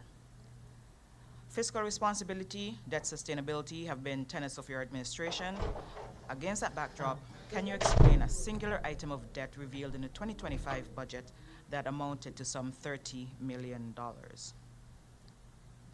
Safety and security is paramount to the development of any country. How does Nevis stand in relation to crime and violence? You mentioned investing in young people, and very importantly, giving them the opportunity to work and lead and use those skills to contribute to the betterment of this island and the Federation. However, recently, a politician on Nevis made some unfortunate remarks, basically disparaging the cadre of young doctors at the hospital, the Alexandra Hospital. What message do you think that sends to our young people who want to go off and study to become young professionals in this country? I know the returning nationals diaspora investment policy was only launched, I think, a week ago. Have you gotten any feedback so far? And that's it. Ms. Hewlett, thank you very much. Let me start by dealing with the issue of mold. Mold is a concern. It is a concern because more and more we're getting reports of mold in our various government buildings. In fact, I think at the federal level, they actually had a consultation recently on that whole issue of mold. We have been dealing with it especially at our older buildings. Many of the buildings in Nevis were built in a different era, and we have, since them being built, grafted onto them things like air conditioning and all of that, which creates an atmosphere, we're told, for moisture. And wherever there's moisture, there's a possibility of mold.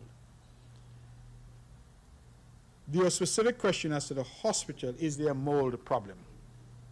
I'm not sure how to answer it, because on one hand, yes, wherever there's a mold problem. On the other hand, I can say that the situation at the hospital was that, based on the advice from the Ministry of Health, we discovered mold in some basement areas of the hospital, areas that used to host things like the lab and, I believe, records. Upon that discovery, we would have evacuated those areas, and the lab, as we now know, is relocated across the street on Government Road, and records are located elsewhere, and those areas were essentially cordoned off. So those areas are not in use, either by hospital staff or by the public, and certainly not accessible to patients. Unfortunately, on this island, there are some who continue to try to do whatever they can to create political mischief. And so someone, no doubt a worker at the hospital, would have taken photos of that area and videos of that area, and those were broadcast to the world and were advertised to the world as a mold problem at Alexandria, which of course creates alarm in the public, because Alexandria is our main hospital. So no doubt our people would have felt that the whole hospital was riddled with mold, and therefore it is unsafe. And alarm and panic is exactly what I think those social media posts and those mischief makers who engage in that were seeking to do. The truth is, Ms. Hewlett, that that issue in the basement area, as I said, was identified. We took proactive steps to vacate the area, and we engaged PAHO since last year, Pan American Health Organization, which worked alongside our health authorities here to come up with a plan and with recommendations.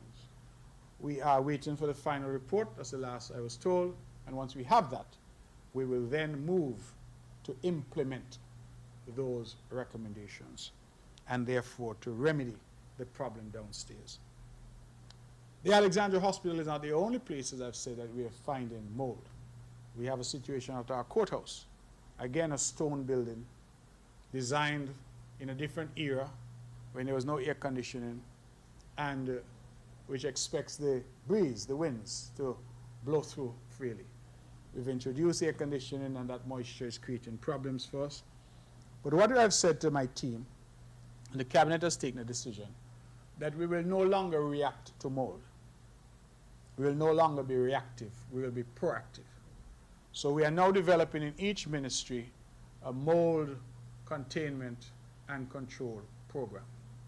That will entail in each ministry having regular testing. Let me go back. Having regular cleaning and the regular testing, and making the test results available to those being asked to work in the government. We're going to publish the results essentially, because there is also a suspicion that some individuals may be using mold as a reason for them to be away from work. Bear in mind that, as I said, mold is everywhere. So sometimes people are being impacted negatively by mold, and they immediately say to the government, it's the building that I work in. But it could be their home. It could be the gym that they go to. It could be somewhere, because mold is everywhere. So the reality is that we have to be cautious, but at the same time we have a duty as government to ensure that our buildings are safe and the work environment is safe. So we are now going to go on a track of cleaning regularly, testing regularly.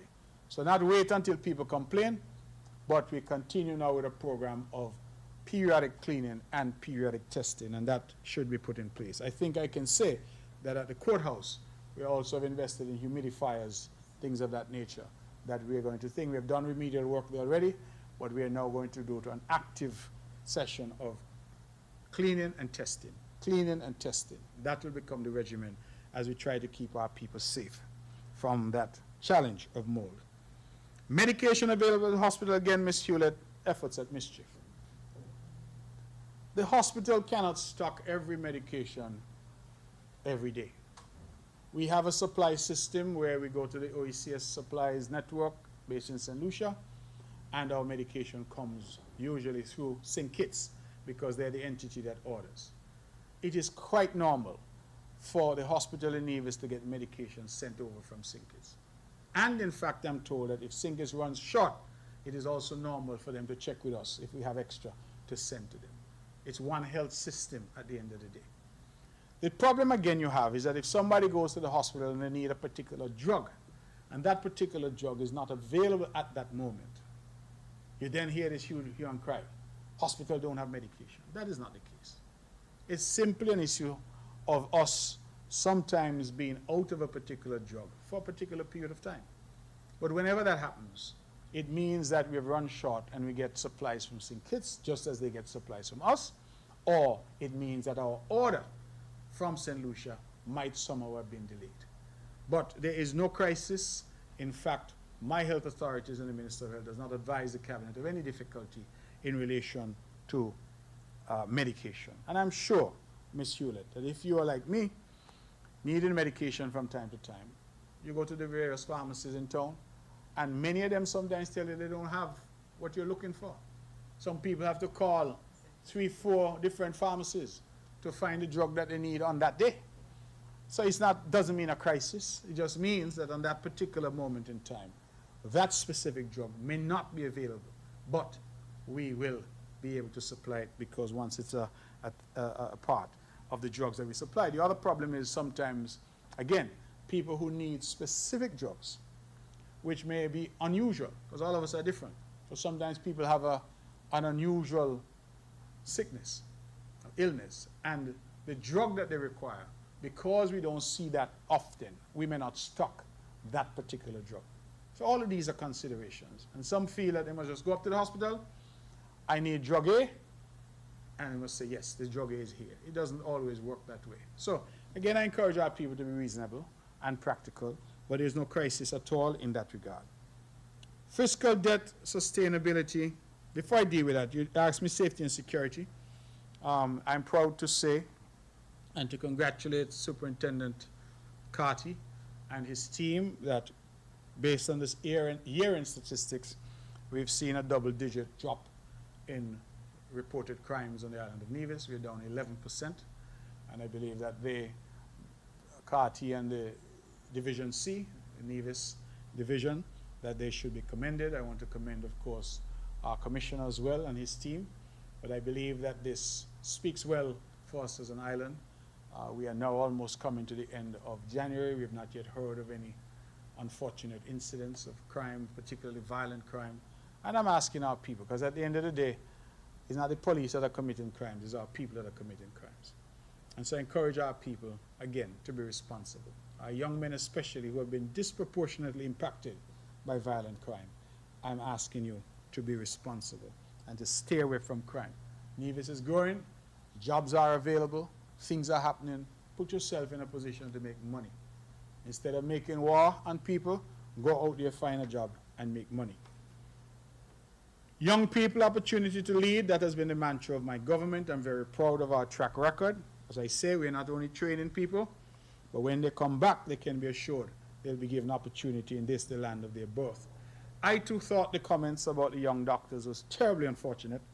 To suggest to young people who have gone away, some of them have spent 4, 5, 6 years studying to become doctors. They're now back. When they come back, they're not put to act as doctors immediately. They have to go through a, I think we call it a refreshment or something, a program for a year before they go on staff. And to say to them that you're uncomfortable with them and that you don't want an emergency setting for them to be looking to Google, it was terribly, terribly disrespectful. And I am 56 years old now, so I am no longer a young person. I want to say to our populace that there has to be room for the young people in the country. When our people go away and equip themselves and come back, we ought not as a policy to be telling them, just go sit down in the back of the bus. There's no room for you. A lot of these people who are launching the most vociferous attacks at our young people seem to forget that they too were once young. They too were once young. When Dr. Bartlett, I will call her name because she's the one who made the comment, and she's a public figure and deputy leader of the NRP. When Dr. Bartlett came back years ago as a veterinarian, she, I believe, was the first female to be trained. And we're proud of her. And the vision. She was given the opportunity to lead the veterinary clinic. And she held that opportunity up to the ripe age of 60. That is when she retired. In the interim, we had trained a young man to take over. And she got extension after extension after extension. Went 5 years beyond the stated retirement.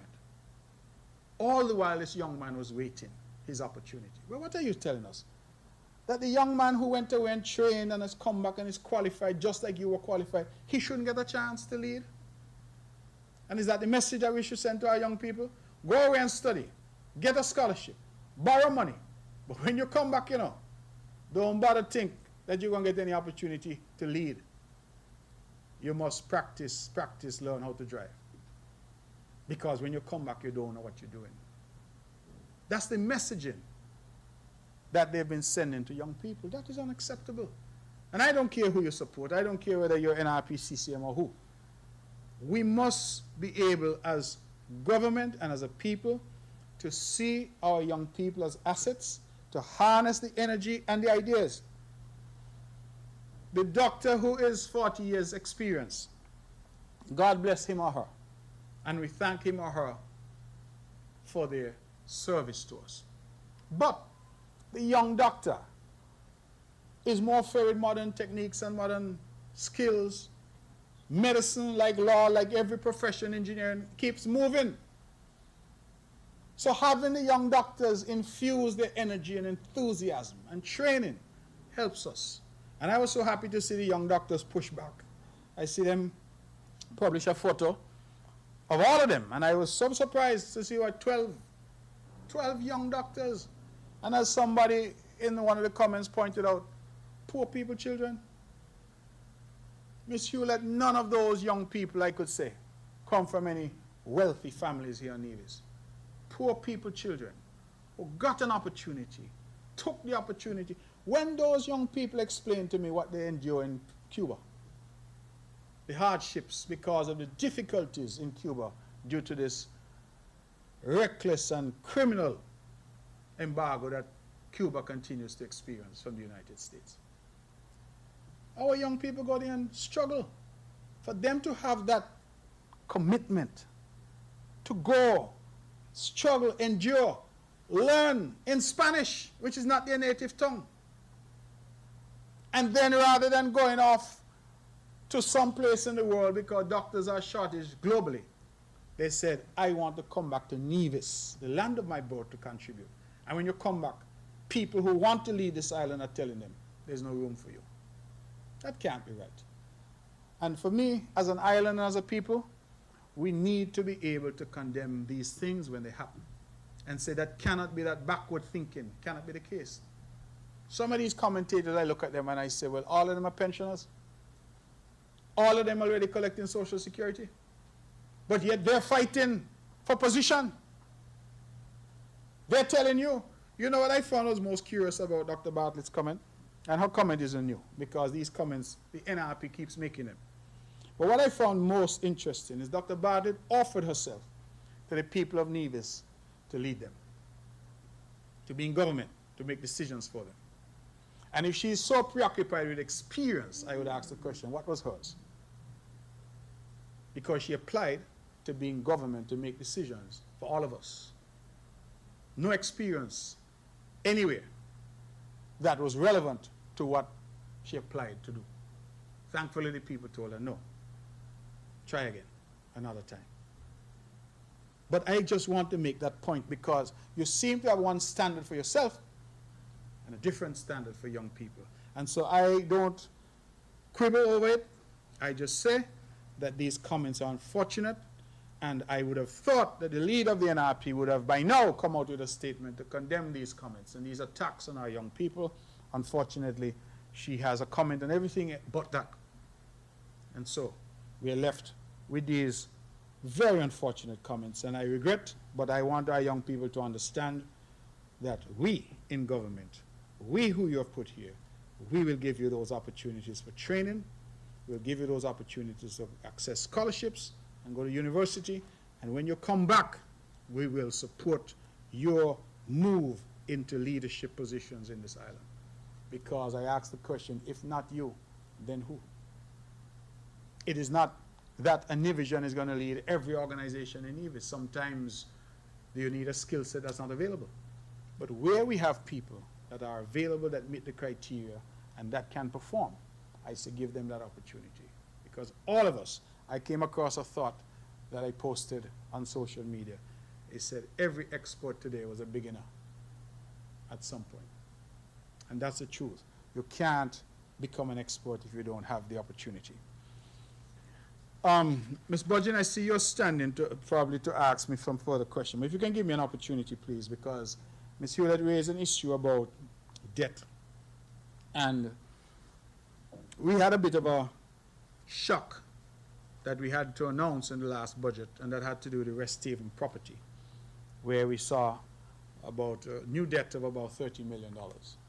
Not that the Rest Haven issue is a new issue, but as I tried to explain in the budget, we were booking the debt for the first time. That's why it showed up when it showed up, because we had finally reached a point, and that debt had ballooned to about $30 million. Since then, I've heard a lot being said about the Rest Haven.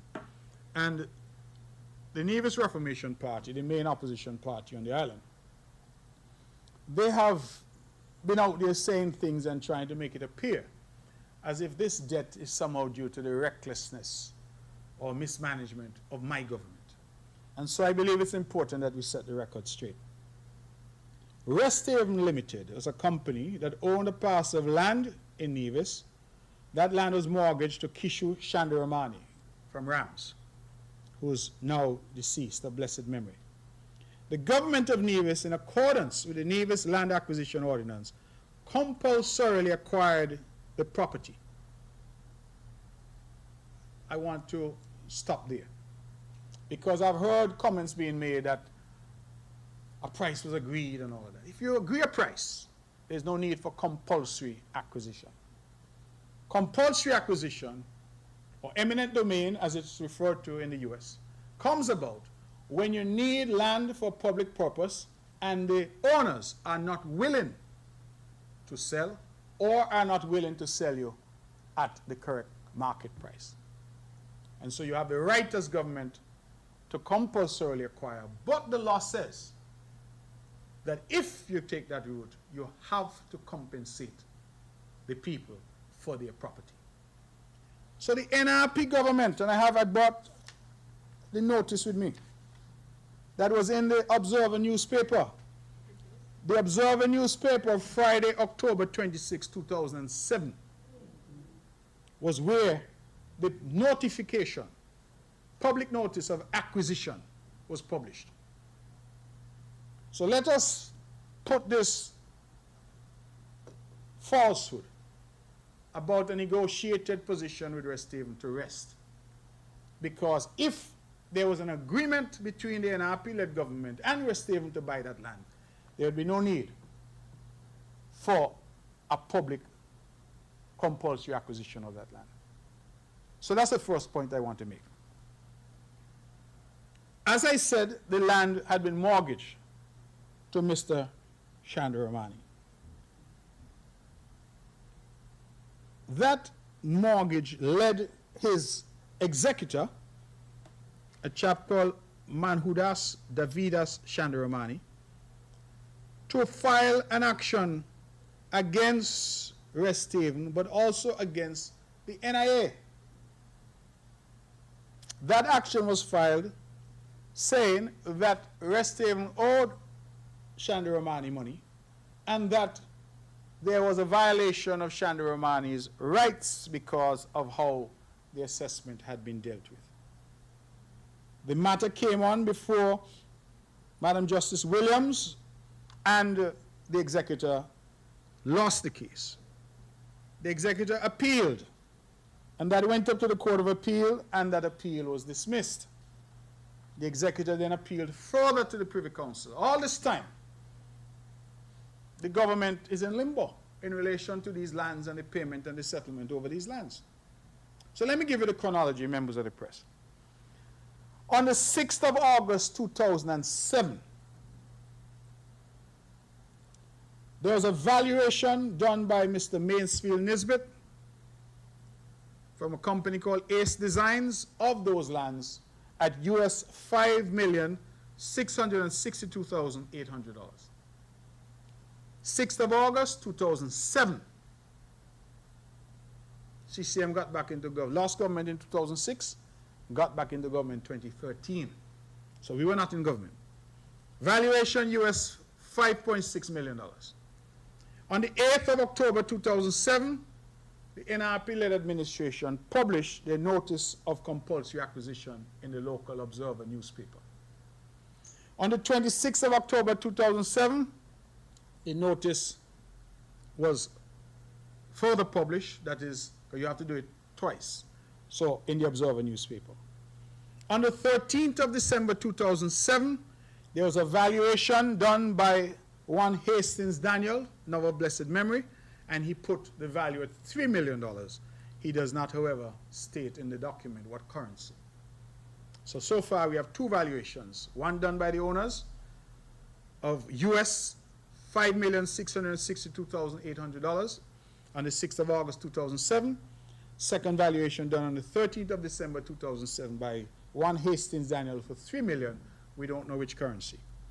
On 23rd April 2008, there was a valuation done by Douglas Surveying of US $5,232,000 for the property.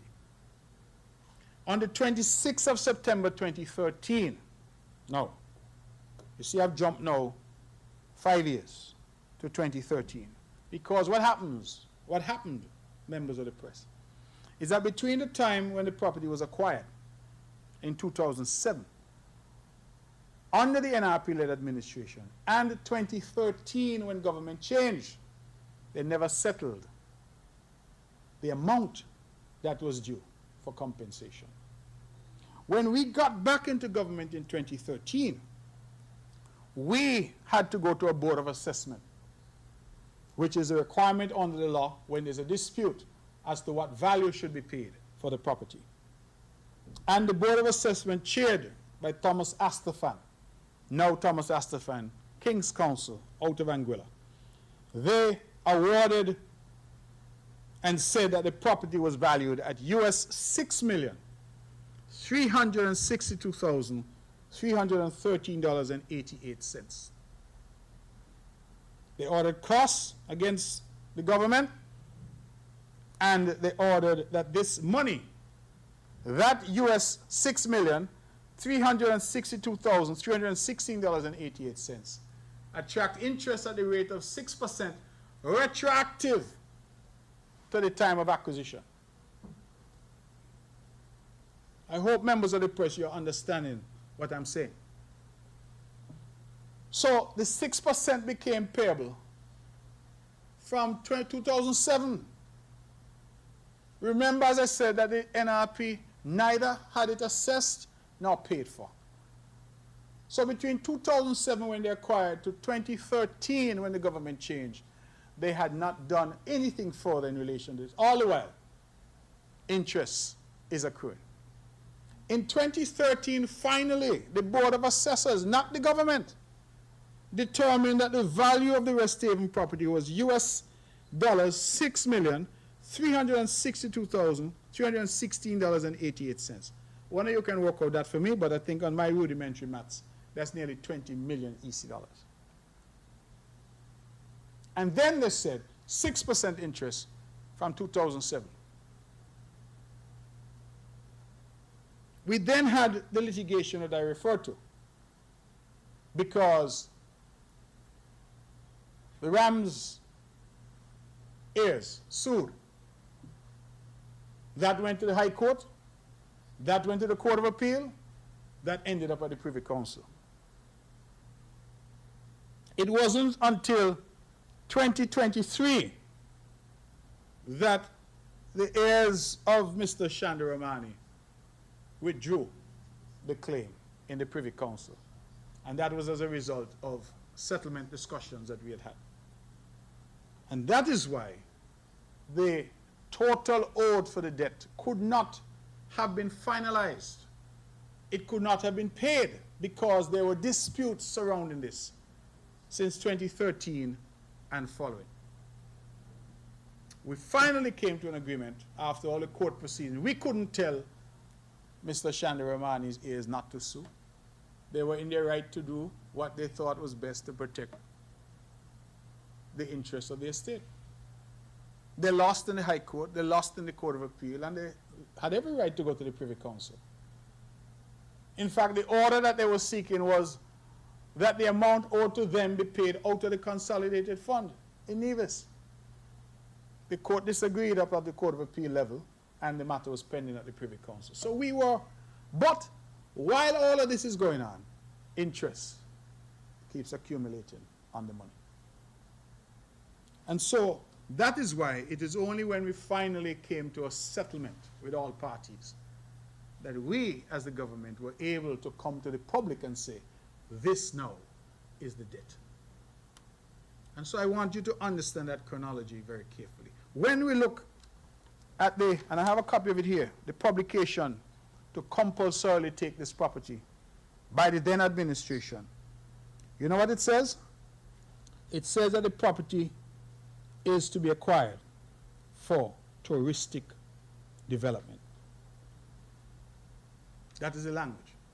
It is to be acquired for public purpose, touristic development. We have, since we have been in government, searched high and low. We have found absolutely nothing to say what the plan was, what the touristic development was going to be. Was it going to be a hotel, a marina, a casino, a park? We have found nothing in the records. And so to this date, with all the chatter, nobody has been able to say what development was supposed to go there that would have prompted the government of the day to put themselves in, if I can use a colloquial expression, in this ants nest. Because by the time they acquired, that property was already abandoned. In 2007, remember the property got blown away in the hurricanes of 1989, I think it was Hugo. And so the property was already abandoned in 2007. The government of the day decided to go and take up the people's property. Say for touristic development. Now they're saying, I see something where they say, oh, there was an agreement to pay $3 million. Where is that agreement? Because as I explained, the very first valuation done by the owners of the property was for US $5,662,800. That was done since the 6th of August 2007. The only valuation that we've seen here of $3 million is one by Hastings Daniel of blessed memory, and we don't know whether that was $3 million US or EC. We then have another valuation done by Douglas Surveying of US $5.2 million. $5,232,000 to be precise. So, those were the valuations. But, importantly, no price was arrived at for paying. And that stayed that way from 2007 until 2013. It is only when we got into government in 2013 and we started to look at these matters, because Rest Haven was part and parcel of some 13, if I recall, parcels of land that were compulsorily taken from divisions by the NRP government. And all of them had one thing in common: they paid for none. They took land in Jessops. In fact, just last week, the cabinet was engaged because we are now paying for lands taken at Jessops. We are now paying for lands taken at Jessops. And the gentleman has been pressing us for his money. We took land at Cohoons, Jessops, Government Road. We took Rest Haven. We took land all over Nevis. When I say we, I mean the government, led by the NRP. And they paid for none. Not one red cent was paid to any of these people. So when I hear people now talk about prudence and recklessness, and they use all this language, say we're this and we're that. The people of Nevis would not have this debt hanging over their heads if we had simply left Rest Haven property with its owners. Let them sort out their property. We rushed in without a plan, because touristic development is not a plan. We never told the people of Nevis, and any of you members of the press, search your archives. If anybody ever came to the people of Nevis and told us that we are acquiring Rest Haven to do this or to do that, it was almost as if it was taken in the dead of night. We didn't know. We weren't told. And the property was acquired, not by way of agreement, but compulsorily acquired. That's when you take a man property from him. When property is acquired by way of agreement, you have a sale. Once you see you go down the road of compulsory acquisition, you take that person's property. And when the Board of Assessment did their assessment in 2013, the 21st of November to be precise, they said that their ruling was US $6,362,316.88. That is what they say the value of that property was. And they then tell you 6% interest, not starting today, but go back to when NRP take the people property. And so what you've seen now is that interest pancake year after year after year. We couldn't even start to pay then, because we then had the litigation to deal with that went to the High Court, the Court of Appeal, and then the Privy Council. So I just want to make it pellucid. And anybody, members of the press, you can have a copy of this dossier if you are interested, because the facts are clear. The Observer newspaper, don't know if they're online from that length of time ago, but I'm not trying to present anything here that is not accurate. The facts are clear. That Observer newspaper was in the Friday, October 26th, and then, of course, the first publication, as I indicated, was the 8th of October, 2007. 2007. The date of that paper was October 26, 2007. And the first publication was in the newspaper dated 8th of October, 2007. But that is the story. And I just want to say that that is what happens when you have reckless decisions made. People feel that government is some kind of joke sometimes. But you and I and our children now have to find $30 million. They used to, the NRP had a slogan one time on a road that was done, which had some difficulty. They say it was a $10 million mistake. Remember that, Mr. Hanley? $10 million mistake. Well, West Haven is a $30 million mistake. Because up to now, your past the West Haven property is still abandoned. People of Nevis have got no value from it. And it's only about 2 acres of property, 2.6 to be precise. And $30 million is the most expensive piece of real estate in the whole of St. Kitts and Nevis. Bad decisions have consequences. And this is now something we have to deal with. So all I did in the budget was to tell the people of Nevis that we have now had to book the amount. Now that the dust has settled and we have negotiated and everybody has agreed, we now have to put the amount in our books. We couldn't do it before because we didn't have agreement. But now that we have agreement, we have to put the amount. And as I'm speaking to you here, interest continues to accrue. We're negotiating with the owners for a resolution further to say to them, now that we know what we need to pay, could we find a way? We've even discussed with them if they would take back the property.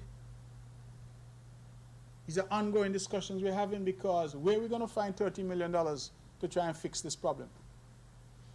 But I think the chronology was important. I've taken a bit long, Ms. Hewlett, but I thought it important because I've seen the attempts to mislead. Again, rather than standing up, putting up my hands and saying, mea culpa, this was perhaps a bad decision. Instead, they have no sort to say that we are the cause of this situation. We are not. We must deal with it. Government is continuous. But the decisions that were taken and the process that was engaged in is what has put us in this pickle today. And I will not accept that we have been irresponsible. We have done the best that we could with the hand that we have been dealt. And we know the people of Nevis have to find $30 million to deal with this mistake that was West Haven. Any other questions for me? Oh, feedback from the diaspora policy, we don't have anything yet. It's too early. It's too early, Ms. Hewlett. Sorry about that. Thank you. Just a follow-up on the mold issue. Mold is a concern, as you mentioned. Apart from the lab that was housed in the basement of the hospital, and while waiting on PAHO, can this mold travel to the second floor where patients are warded, or is it fully contained? And almost 1,800 accidents occurred in 2024 in St. Kitts and Nevis. Does the NIA have plans on installing additional speed bumps around the island for 2025 and beyond? That's it for me. Thanks. Ms. Budgeon, thank you again. The mold issue, mold, as I said, is everywhere. So is there a possibility that mold can get into any place at the hospital? I'm sure the answer is probably yes. But as I said, we are monitoring the situation carefully. We have done what we've been advised to do to isolate and secure the areas that are affected downstairs. And unless there is contamination, meaning that people are going in and out of those areas and then going into the wards, I don't see that as a realistic risk at this point. So we have done what we need to do. We have isolated that area. We will, once we get the PAHO recommendations, implement those recommendations promptly. But I can't stand here today and tell you that you cannot have mold at any other place in the hospital or at our schools or right here in this building. In fact, right in this building we've had reports of mold already, and this is a new building. So it happens. It just, as I said, we need to move now to stop reacting and become proactive. Since we know it's a problem, we know it happens, to clean, treat, and test, and repeat. So we'll be doing that. So I don't think at this juncture, based on the advice that we've had, that it poses any risk whatsoever to our public, our patients, or those who work at the hospital. Speed bumps. You ask an important question. And You know the government would not have to spend any money on speed bumps if you help me encourage our people to be responsible. Because every accident is caused by people.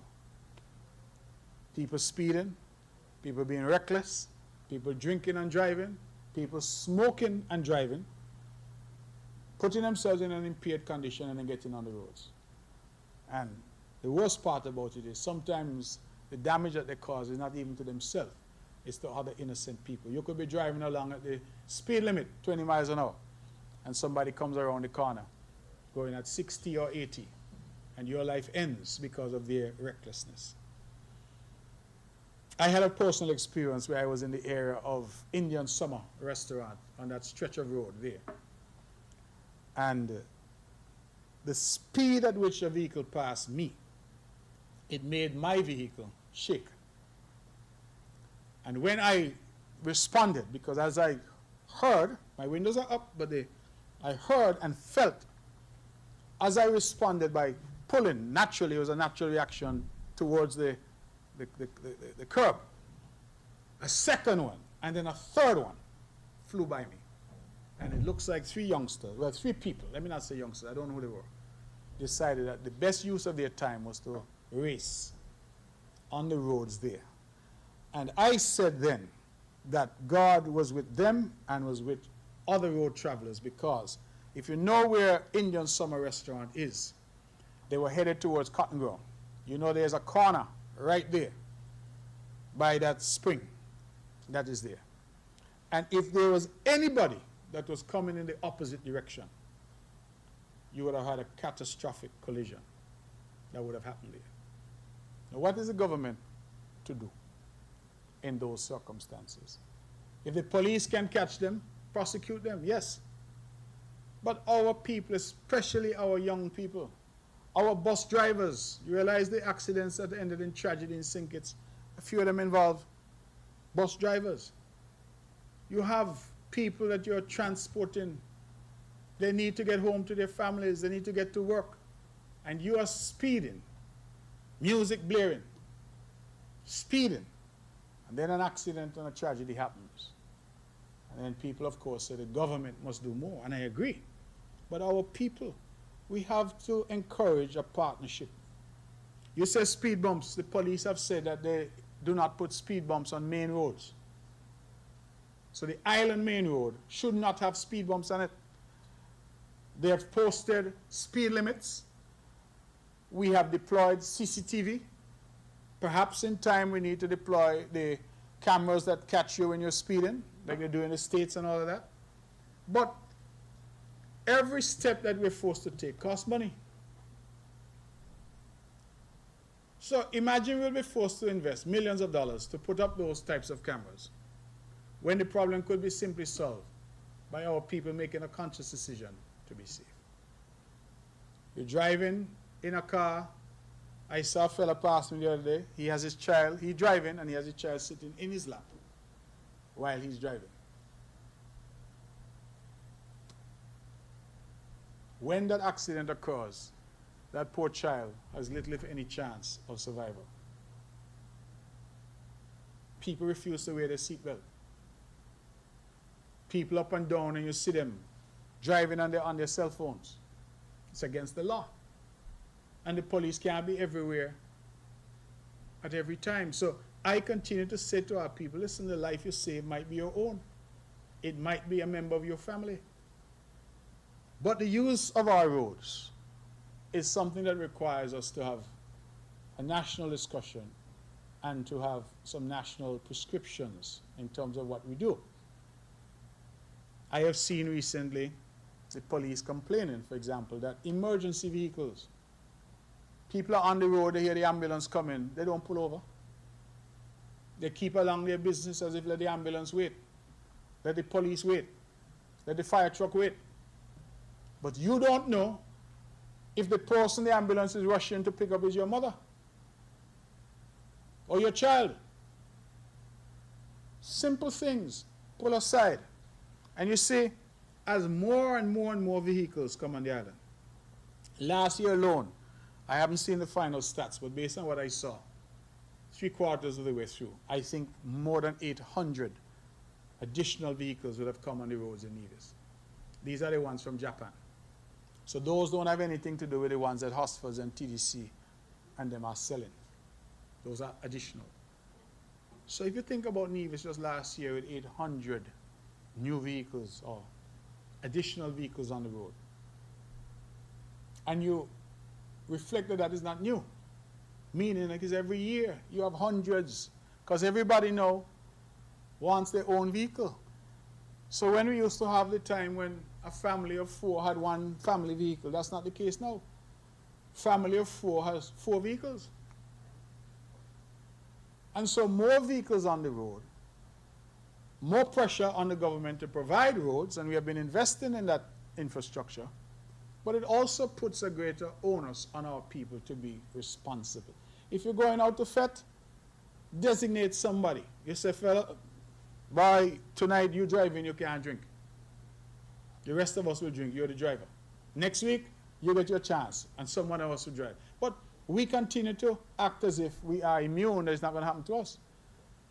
The roads are smooth, so sometimes you're speeding and you don't even feel it. When the roads were bumpy, you talk about speed bumps.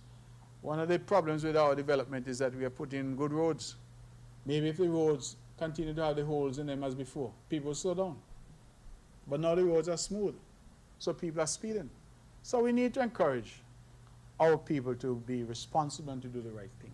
The government must do its part, but our people also must do their part. And we must encourage each other. Some people seem to think that this thing, if you want to speed, go over on the drag race track, that is what that is built for. Not the Island Main Road, not the village roads. We've had to put in speed bumps on Craddock Road, for example. Right? The reason we did that is because the residents were complaining. And we find that as we develop village roads more and more, we're being asked to know villages by their nature where families live. Children are out on the street playing, riding their bikes. Yet you have these drivers coming through. You have drivers with these big trucks traveling at high speed, full loads, where even if they were to apply the brake, the weight, they can't stop in time. The accident has to happen. And yet, you talk and you talk and you talk. And so the police must do their job. I've encouraged the traffic department time and time again to be out on the road, to stop and do what they need to do. But look at our public, Ms. Budgeon. The other day, traffic department stopped and did their checks for tint and other violations and issued, was it 300 and something tickets they issued in one day? And the whole of social media went into an uproar cussing the police. That's the nature of our people. They're not saying that, boy, I was wrong, I breached the law. No, they cuss the police. But the police now must do what they need to do. And sometimes if you get 1 or 2 tickets, you straighten up. Because I heard one chap say he never used to wear his seatbelt, but after the first ticket, he started to put it on, because it's cheaper to put it on than to pay tickets. So we just need to encourage our people to do the right things. Any more questions for me?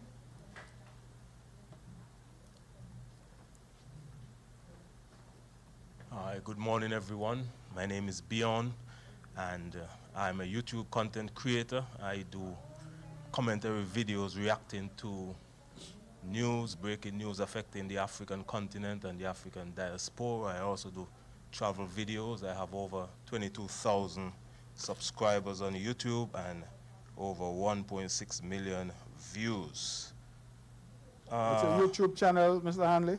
I usually give you a chance to advertise, so go ahead. I actually have 2 You have now. 2 channels now? Yes, the main one is called Beyond Uncut, Beyond UNCUT Uncut, and the next one is called Beyond Travel, which is a new channel. I started about 2 weeks ago. That one is has over 100 subscribers. And already. these are on YouTube? Yes. Okay. All right, what's your question? Mr. Premier, in your presentation, you said returning students will have opportunities. Well, I returned home from university in the UK with Bachelor's of Honors degree in Business and Management in 2013, with a grade of upper second class honors 2-1. I am still here waiting on that opportunity that you spoke so eloquently about. Mr. Premier, it's been so long, sometimes I don't even remember I have a degree. Question, not for myself anymore, but for the young returning graduates, can you list the opportunities that are available for returning graduates and the process in acquiring these opportunities?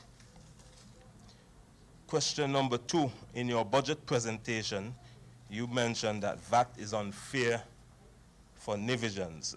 Nivisions are actually paying twice with VAT. You also mentioned some big companies in Nevis pay VAT in Sinkits. My question is, how do you intend to fix this problem? And how do you know that the money Sinkits sends to Nevis as budgetary support is not the same VAT that Nevis companies paid in Sinkits? In other words, how can we be sure that Nevis is receiving any money at all from the Citizenship by Investment program? Question number 3. The population of Anguilla in 1980 was 6,588 people. The population in Nevis in that same year was approximately 12,000 people.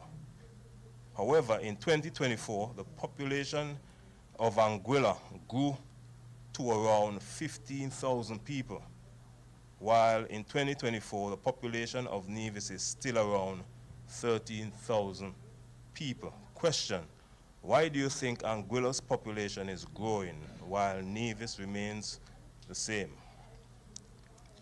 Question number 4, there is an abandoned building crisis in Nevis that is causing rodents and other diseases.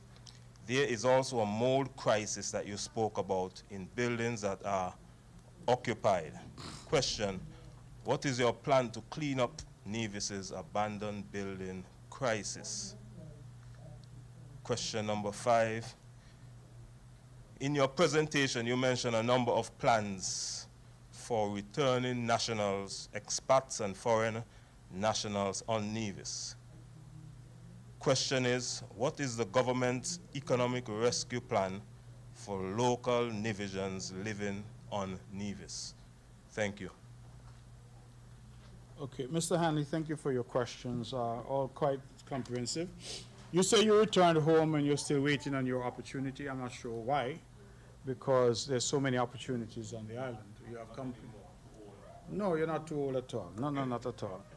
You have opportunities on the island. I recall that you went into politics. You offered yourself to represent the people of Gingerland. Perhaps you saw that as one of the opportunities for you to contribute. But I don't think that you should relent. You have now started what I would view as a small business in terms of your channels. And when I say opportunity, opportunity does not necessarily mean a government job. Opportunities mean that as the island grows and develops, there are opportunities. There are opportunities in our establishments, our private sector. In fact, I spoke to some restaurateurs recently who are about to open a new restaurant on Nevis. And they started to list some names of some young Nevisians who they had hired as manager and assistant manager and things like that of their enterprise. So the opportunities, and one of the things I encourage our people to do, Mr. Hanley, is sometimes you may not get immediately what you want, but you hold on to what you can until you get what you want. That's important. Right? I use myself as an example all the time, and I say to people, I've done every job in the world. I've been a cleaner. I've been a janitor. I was an electrical apprentice. I cleaned toilets in America. I scraped gum off the sidewalk in Manhattan and swept up cigarette butts. That was my job. I thought it was honorable work, and they paid me for it. But I didn't necessarily decide that I'm going to stay doing that. I did that until I could do better. That is the nature of life. And I think a lot of our people seem to feel, when I say opportunity, oh, I'm going to come out of college and walk into some job, and if you don't have one, create one for me. It's not necessarily that. It means putting yourself. For example, you come out of university, you have a business degree. This government has put in place a fund which affords you up to $100,000. The interest rate now has been reduced from 4% to 3%. It's the cheapest money you can borrow on the island. And the only reason we do it as that, rather than a grant, because we want the fund to be able to replenish and serve other people. But in Nevis now, as a young person, you can come out of school, and if you have a business plan, you get $100,000 in seed money to start. It's not a lot, depending on the nature of business you're going to do. But just as you have been innovative and have created this channel, YouTube channel, and I do watch it from time to time, let me just say. You need to work on the video quality though. Too much sound in the back. Because I was watching one the other day and I heard your dog barking and thing. You need to get a room in the house and better. So I have seen that. But that was you being innovative. That was you deciding, listen, I'm not just going to sit back. If that thing that I probably am looking for isn't yet available, then let me do something. And you may well now become the first YouTuber from Nevis that is known out there internationally. The Africa focus is something that I think people gravitate to. And so I commend you for that. But I think that these are examples where our people can find opportunity wherever they are. Every time I hear of a job being advertised, a job being available, but even in government, we have jobs that we advertise from government and then HR tells me that they don't get any applicants. So people need to be on the lookout. I have often wondered, Mr. Hanley, that on this little island here, Nivisians will tell you they don't know. They never heard that. You all had something in place? I never know that. But people who don't talk English know. I got people come to my office. I had a lady the other day come. She said, you know, hablo inglés. She bring her niece who speaks English. And she's asking me about a program that we have to help. And Nivisians who speak English, understand English, all in the community, I tell you, they never know about that. Well, what are it that we are listening to as a people? What are we paying attention to? Because as a government, we keep churning out information. Every given day, there's a wealth of information being put out. You see, I just announced these scholarships. You know how many young people year after year say, oh, I didn't know the deadline. What are we to do? So opportunities are myriad. The opportunities for education, opportunities for jobs, opportunities to start your own business, right? But when I hear sometimes employers are telling me that they're struggling to find people, right? The call center in Brownhill, for example, they said they probably would have been up to about 140, 150 employees now, but they have been difficulty. Because call centers in particular, they have their, you know, if somebody calls at 8 a.m., somebody must answer the phone at 8 a.m.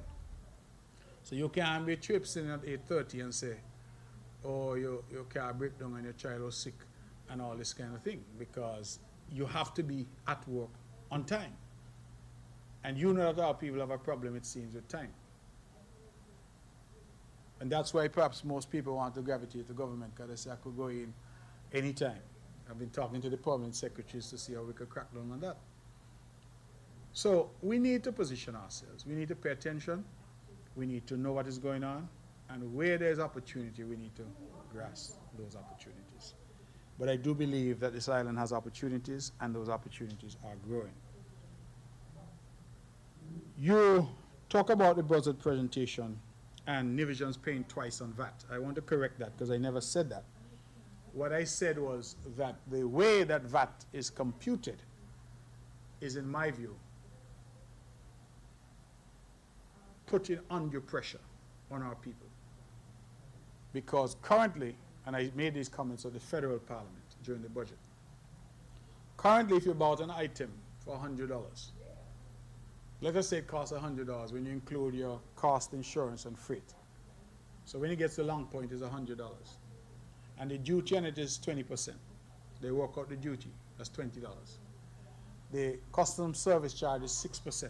they work that out as $6. What they're doing is taking the $100 CIF, adding the customs duty $20, adding the customs service charge $6, and then charging the VAT 17%, not on $100, but on $126. So you're paying tax on tax. And that is the comment that I made, and thought that we need to fix that, so that if you're going to charge the VAT, then it becomes a straight line. So everything is charged on CIF. So that you then have 20%, $20 duty, 6% customs service charge, $6, 17% VAT, $17. And then your total cost will be 100 plus 20 plus 6 plus 17, as opposed to currently where they're adding back the duty and adding back the customs service charge and then using that now as the figure to calculate the VAT. So that was the comment that I made on that, and I'm still hopeful that the federal government will take that on board. That has been a concern certainly from the small business community. They say that that adds significantly to their costs. Big companies paying VAT on sink kits, and whether we know whether the money we're getting, we are advised that the proceeds we get are from citizenship by investment. Beyond that, I cannot go. So I am not in sink kits handling the money over there and saying, well, give them this because this represents the VAT, but tell them that it is from CBI. So I can't really answer that. I just know that we have got and what we continue to get, and we continue to press for those changes to be made so that Nevis can really benefit from the economic activity that's happening on Nevis. Because if you went down to Flow right now and you got a service that you paid VAT on, or you went to National Bank and got a service on which you paid VAT on, Nevis doesn't see any of that VAT. A lot of the goods that are on sale at the big companies in Nevis, the supermarkets, Nevis doesn't see any of that VAT because those goods are being landed on sink kits, paid for. A lot of the ladies and gentlemen as well who order online, their cosmetics, their clothes, their gadgets, those are coming in using West Tech and E-Zone and those big companies. Once they land in sink kits, they're cleared in sink kits, and then they're sent over to Nevis. Again, customs in Nevis is not seeing the benefit of that. So we are not getting an accurate read in Nevis in terms of what our economy is really generating. And so we're asking for those matters to be addressed. I raised those publicly, and I'll continue to raise them privately as well. Population of Anguilla in 1980, you said, was 6,900. Thereabouts. 2024, they jumped to 15,000. Population in Nevis is 13,500. I don't know the answer to that, Mr. Hanley. In fact, recent census have shown that the population in Nevis has been incrementally growing over the years. In fact, the last census they did, Nevis showed growth while St. Kitts showed decline in their population. That is the census prior to this one, so 10 years ago. This census now shows growth in both, but the growth in population in Nevis has been very incremental. It's been very small. And I have commented before that the country of St. Kitts and Nevis, we now have just over 50,000 people. The last time we had 50,000 people was 1960. So since 1960, we have not been able to get back up to 50,000 until this last census. So it took us 64 years to get back to 50,000 people. What the reasons are, I can't tell. Maybe our migration has been more. Maybe Anguilla, we know, has grown, its economy has developed. Maybe more people have come in to Anguilla for work and otherwise. And maybe Anguillans are having more children. I don't know that. So I invite you, Mr. Hanley, as I did before, do your part and have some children so we can help build the population. Pierce and I are already over the hill, but you're in your prime. Abandoned building in Nevis, I agree with you 100%. It's become a crisis. All across this island as you drive, you see abandoned properties, overgrown properties. It's the same in St. Kitts. In fact, I don't know if you all have seen the recent BBC documentary on Cole Palmer, who's now a brilliant young footballer in the UK. His grandfather was from St. Kitts. And one of the things that struck me in that documentary is that they showed where the grandfather grew up. So I think it's Dorset, and the house covered with bee bush. And it struck me because I said that is so much the story of so many of our people who left, went away, and have not returned. And so those properties have simply been left to deteriorate. And you ask, what is the government doing? In St. Kitts, they've just passed legislation to try and deal with it. I can assure you that we will be doing something similar in Nevis. But beyond that, Mr. Hanley, I come back to our people and our plan to ask our people to reintegrate into Nevis. Even if they don't physically come home, man, do something about your family property. A lot of these family properties are mired in confusion. 12 children, some in Israel, some in Istanbul, some in New York, some in Brussels. And none of them could agree. And so they let the property just deteriorate. What that does, however, it devalues your property. Because you're here, you've invested in your property, and next door to you, it's overgrown, rats, rodents, criminals using it for all kind of reasons, and you have that kind of problem. So again, it comes back to us holding our people accountable. But a lot of those properties are not government. They're privately owned properties. And that is part of the problem, finding those people sometimes. Where are they? Some have passed, some cannot be found. So we have to use mechanisms now. If you're not paying your taxes, that the government can somehow take the property, sell it, because a lot of people are looking for property, right? If you're not cleaning and keeping your surroundings clean, that the government can somehow go in, do it, and pass that cost on to you. That's the formula they use in St. Kitts. But we have to find a way, and we are working on finding a way. It cannot continue. While I'm on that, Mr. Hanley, we're also seeing a crisis of people storing old abandoned cars on their property. Sometimes you find them all on the side of the road, parked up. People who say they have mechanic shop, but the cars that they're supposedly servicing are along the sides of the public road.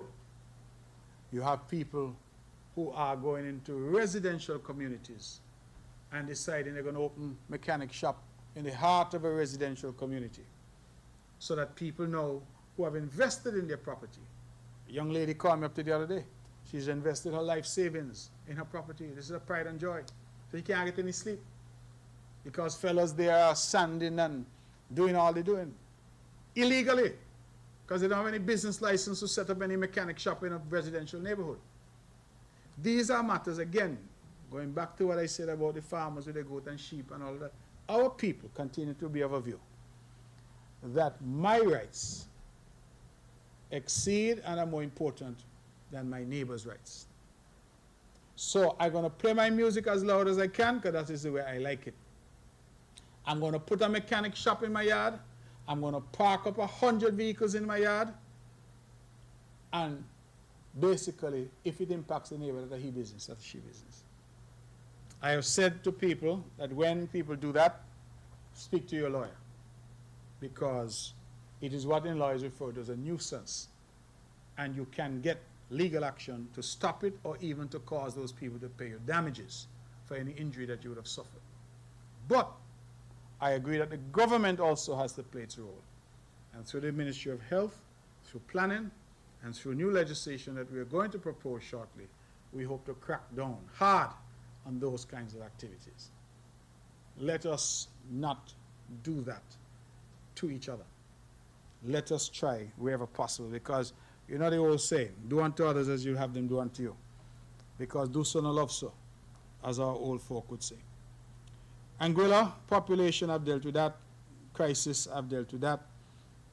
Returning nationals, you say plans for returning nationals and expats. I want to correct that because the policy that I've announced has nothing to do with expats.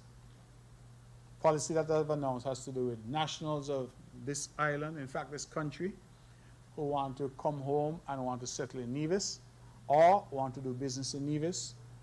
Alternatively, we have said that if you can trace your roots to Nevis and St. Kitts, even though you don't have citizenship, then you will also be accommodated. So it's not for expats at all.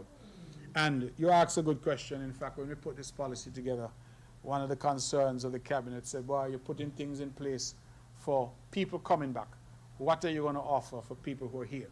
So I can tell you that we'll shortly be announcing a policy to assist small businesses on island as well. We have in the budget announced already that we are offering concessions on construction, and we've extended those concessions, the so-called first-time homeowners concessions. We've extended those. So if you want to build a second home now, or if you want to expand your first home, you can now benefit from those concessions. But we will be putting in place a package, which I hope to announce shortly.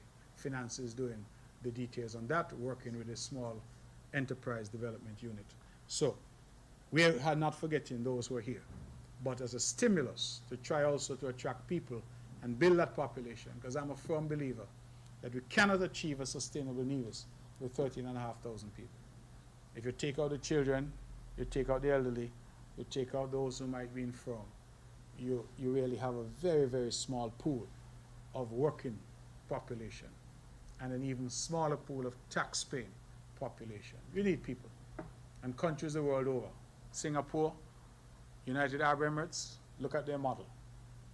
They have imported people to fill those necessary gaps. So we need to look at it, but before we go to a wholesale importation of people, I think create the environment where our own people can decide they want to come home.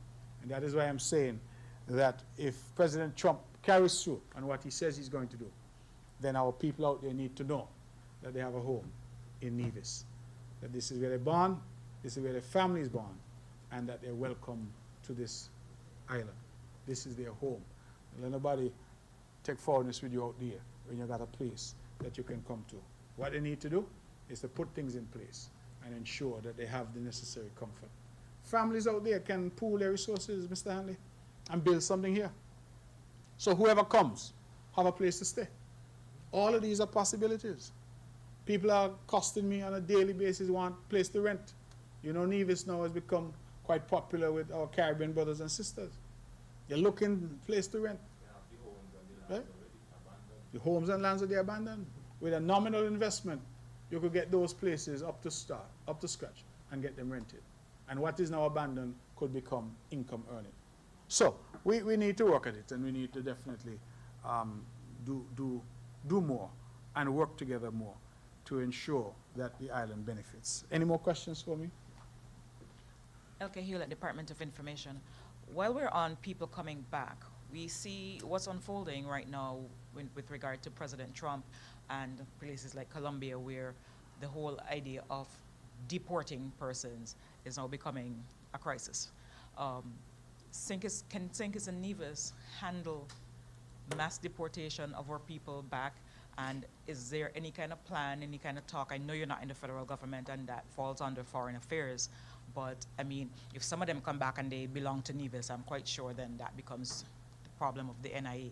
So has there been any thought process at all to that possible outcome? The short answer is that I in fact started a conversation on social media, which I use as a town hall sometimes to get views. We are unclear as to what the numbers are going to look like. We are unclear because we don't know yet how many illegals we have overseas. We don't have that data. I don't have even any estimates of that data. We know that based on our small population and based on the patterns of migration that we've seen over the years, that we anticipate the number will be relatively small.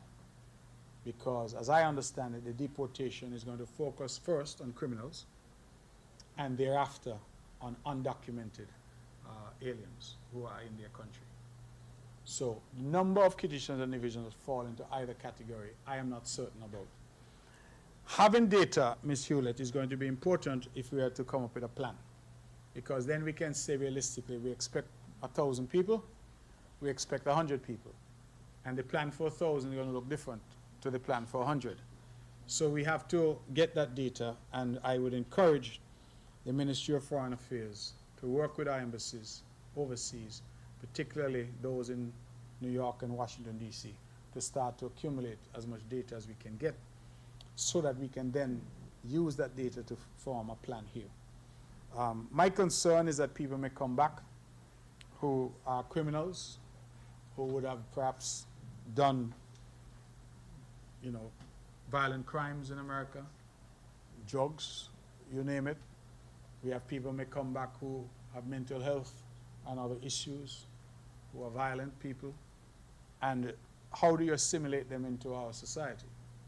Many of them come back. In fact, when I was Minister of Foreign Affairs, I recall one case where we had somebody who had left St. Kitts at age 6, moved to the Virgin Islands, got involved in a life of crime, went up to the mainland, in and out of prison. They finally were deporting him at age 42. And his argument was that he didn't have any knowledge of St. Kitts, knew nobody in St. Kitts, had no family in St. Kitts, but they were adamant that they were going to send him to St. Kitts. So when he lands in St. Kitts now, career criminal, 42 years old, what is he going to do? Those are the kinds of questions that we will have to ask, because our societies are small and can easily be disrupted by just a few. Having said that, however, it's not as if we can deny entry, because once these persons are nationals of St. Kitts and Nevis, we have to take them. So it behooves us, therefore, to think about it. I believe, in fact, Ms. Hewlett, that not only St. Kitts and Nevis, but the OECS and CARICOM should come up with a plan so that we don't end up in a situation with a standoff, as the Colombian president had with the US president over this matter. Any more questions for me? Quickly, Mr. Premier, on the issue of Nevis and fair share, you were answering a question previously that was similar to this. What, in your view, is the ideal model for what Nevis's fair share is? And I think the last report I saw some report that suggested that the World Bank, that they are making some progress in terms of the recommendation that they will offer the government of St. Kitts and Nevis regarding that. I know some time ago you weren't a big fan of that. You had expressed, why do we need to go to the World Bank when we can simply solve that here? Mm-hmm. Has your views changed on that, or have you changed your views rather on that, or is it still the same where that is concerned? And quickly, as it relates to the question of the proposals you have in place for returning nationals. Would you say that it is comparative to what Nevis offers to expats, or is it significantly more? Because there have been some criticisms, most specifically from the NRP, that what you're offering returning nationals pales in comparison to what you offer, or what Nevis offers to expats. So, Mr. Hugh, I can tell you that Nevis doesn't offer anything to expats. So I'm not sure what that is about.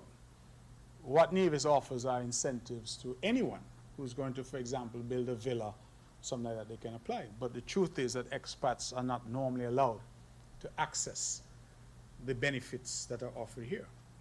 So I am puzzled. I've not yet heard that accusation, but I'm puzzled as to what that is about, because if people are coming in to set up business or whatever, then they apply in the normal course. If they're going to start a hotel, if they're going to start a new business, etc. But beyond that, in terms of somebody doing a personal construction or whatever, expats don't usually benefit from our concessions. So I'm a little... You're speaking specifically to concessions for persons who are going to investors. Well, but if investors are coming, whether they're local or whoever, they get the concessions because they're coming in. So nobody could point and tell me that a Nivision coming home to invest is getting less than somebody else who's not Nivision who's coming in to invest. We treat investors very similarly, and I have been a very strong advocate for us to have a level playing field where our people are concerned. But this policy here is specifically geared to our people in the diaspora who want to come home, want to retire, or want to invest. This is a new policy that replaces existing policies for those. And if anybody can point to this to tell me that there's any expat who's getting better than this, then I don't know about that. Yes, you have institutions like Four Seasons and those which are employing 700-800 people. That's a different category of investment. And they tend to get certain tax and related concessions because their contribution is significant employment. But that accusation, I think, is misplaced, Mr. Huey. And I urge you, when next day is made, you ask them for the data. Because I could say anything. All right? I could make any kind of allegation. Usually, when you ask for the evidence, that's where the allegation breaks down. fair share for Nevis. You asked if I backed away from the World Bank involvement. I've seen the political play on that as well. What I said at the time, I was in a unity government. Fair share was one of the central planks of why we got into that unity government. There was something called the Charleston Accord that all the political parties involved signed, PAM, PLP, and CCM. What happens is the Charleston Accord was used to catapult Timothy Harris into Prime Minister's chair with only one seat. We honored our commitment to him. But once he got there, he said the Charleston Accord didn't matter. It wasn't the law. But how you benefit from it to become PM, but afterwards you say it doesn't matter. So when he talked about the World Bank on the singular issue of our share of the CBI money, I said, well, that was nonsense, because I understood it was just a delaying tactic. What I meant by that was, we all know how much is CBI money. Well, I shouldn't say we all know. He would have known how much came in from CBI. So if it was 600 million, and it costs 100 million to manage and to operate your costs, we said to him, let us get the net figure. That is, the gross amount that flows in the gross revenue minus the expenses. And if that net figure, using my example, you took in gross revenue of 600 million, you spent 100 million to manage the program, to do all your promotions and all that, it leaves 500 million. Then let us divide that based on the population. The recent census, we have recent numbers. Nevis now is 27, 28% of the population. So said to Nevis, well, all right, a quarter, 25% comes to Nevis, 75% goes to St. Kitts. That's what we're saying, that it was quite possible to do that. As I understand it, now, what Prime Minister Drew is proposing with the World Bank, if I don't understand it correctly, then I would certainly ask him to clarify. But what I understood is that they wanted to do a wholesale analysis. So not just CBI, but also VAT, also corporate taxes, those kinds of things, leakages, to determine what the best share is going to be. So that is why I have backed off, and I've just decided, let me allow the process to work, because I want to see what the numbers work out at. But the debate about fair share that was really so current during the elections of 2022 had to do with the citizenship by investment. Because based on our numbers, over the period of time, Nevis had got about $500 million, but St. Kitts had collected $5.5 billion. So what we got was in fact less than 10%, when we had nearly 30% of the population living in Nevis. And we were constantly being asked to account for our 500 million. We were asked to account, and I think we had worked it out at 8%. For our 8%. But somehow St. Kitts was never asked to account for its 92%. And that was the concern that we had, and that we expressed quite publicly. So on that issue of fair share, I want to make it clear that my understanding now is that what is being done is a much wider analysis than just CBI. But the argument that we had on the team unit each time was we had agreed in the Charleston Accord that Nevis would get a share based on population of the CBI money, and that never happened. And we were constantly being told, well, hold this until, hold that until. And so the amounts went from 2 million a month to 3 million a month, eventually got to 5.5 million a month. But $5.5 million a month sounds like a lot of money.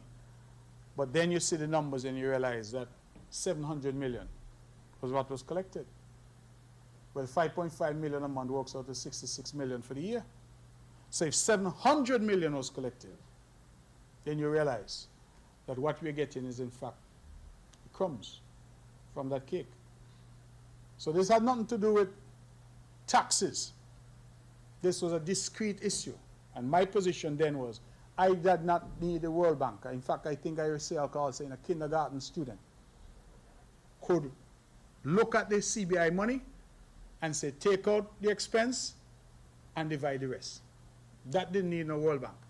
Now I'm hearing that the World Bank is come now to do an overall assessment of the financial situation between the two islands. And I have decided to keep my powder dry. I'm going to wait and see what it is the Prime Minister comes up with. It is something that we've talked about in our very first meeting when he became Prime Minister. It is now 2.5 years after he's Prime Minister. We have still not yet seen anything. But hope springs eternal.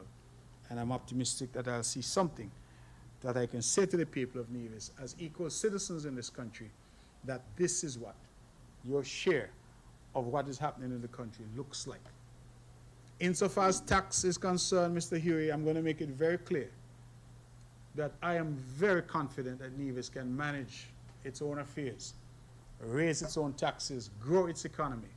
And I have had no interest in any tax money that Sinkis collects.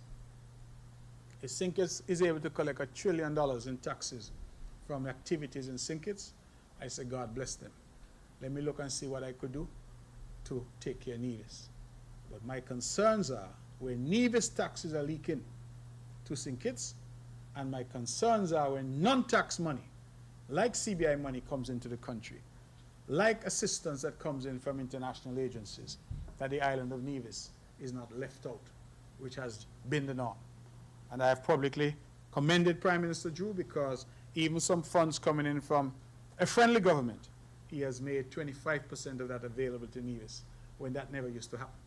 So I have said publicly that I thank him for that, but I am waiting very patiently to see what this analysis is going to look like. And so that, I hope, answers the questions that you have posed. The proposal for returning nationals, I say, we anticipate that we'll continue to work and create opportunities for them, but also for our people as well, who are here and living on the island. Anything further for me? Okay, you've kept me for a very long time to the members of the press. It's 1 o'clock, long past our usual ending time, but I want to thank all of you for being here. Those who have stuck with me, it's been 3 hours. I think that's a marathon. So those who have stuck with me, thank you. And we look forward certainly to seeing you next month for another edition of this, the Premier's press conference. So thank you, members of the press, and I'm truly grateful for the opportunity.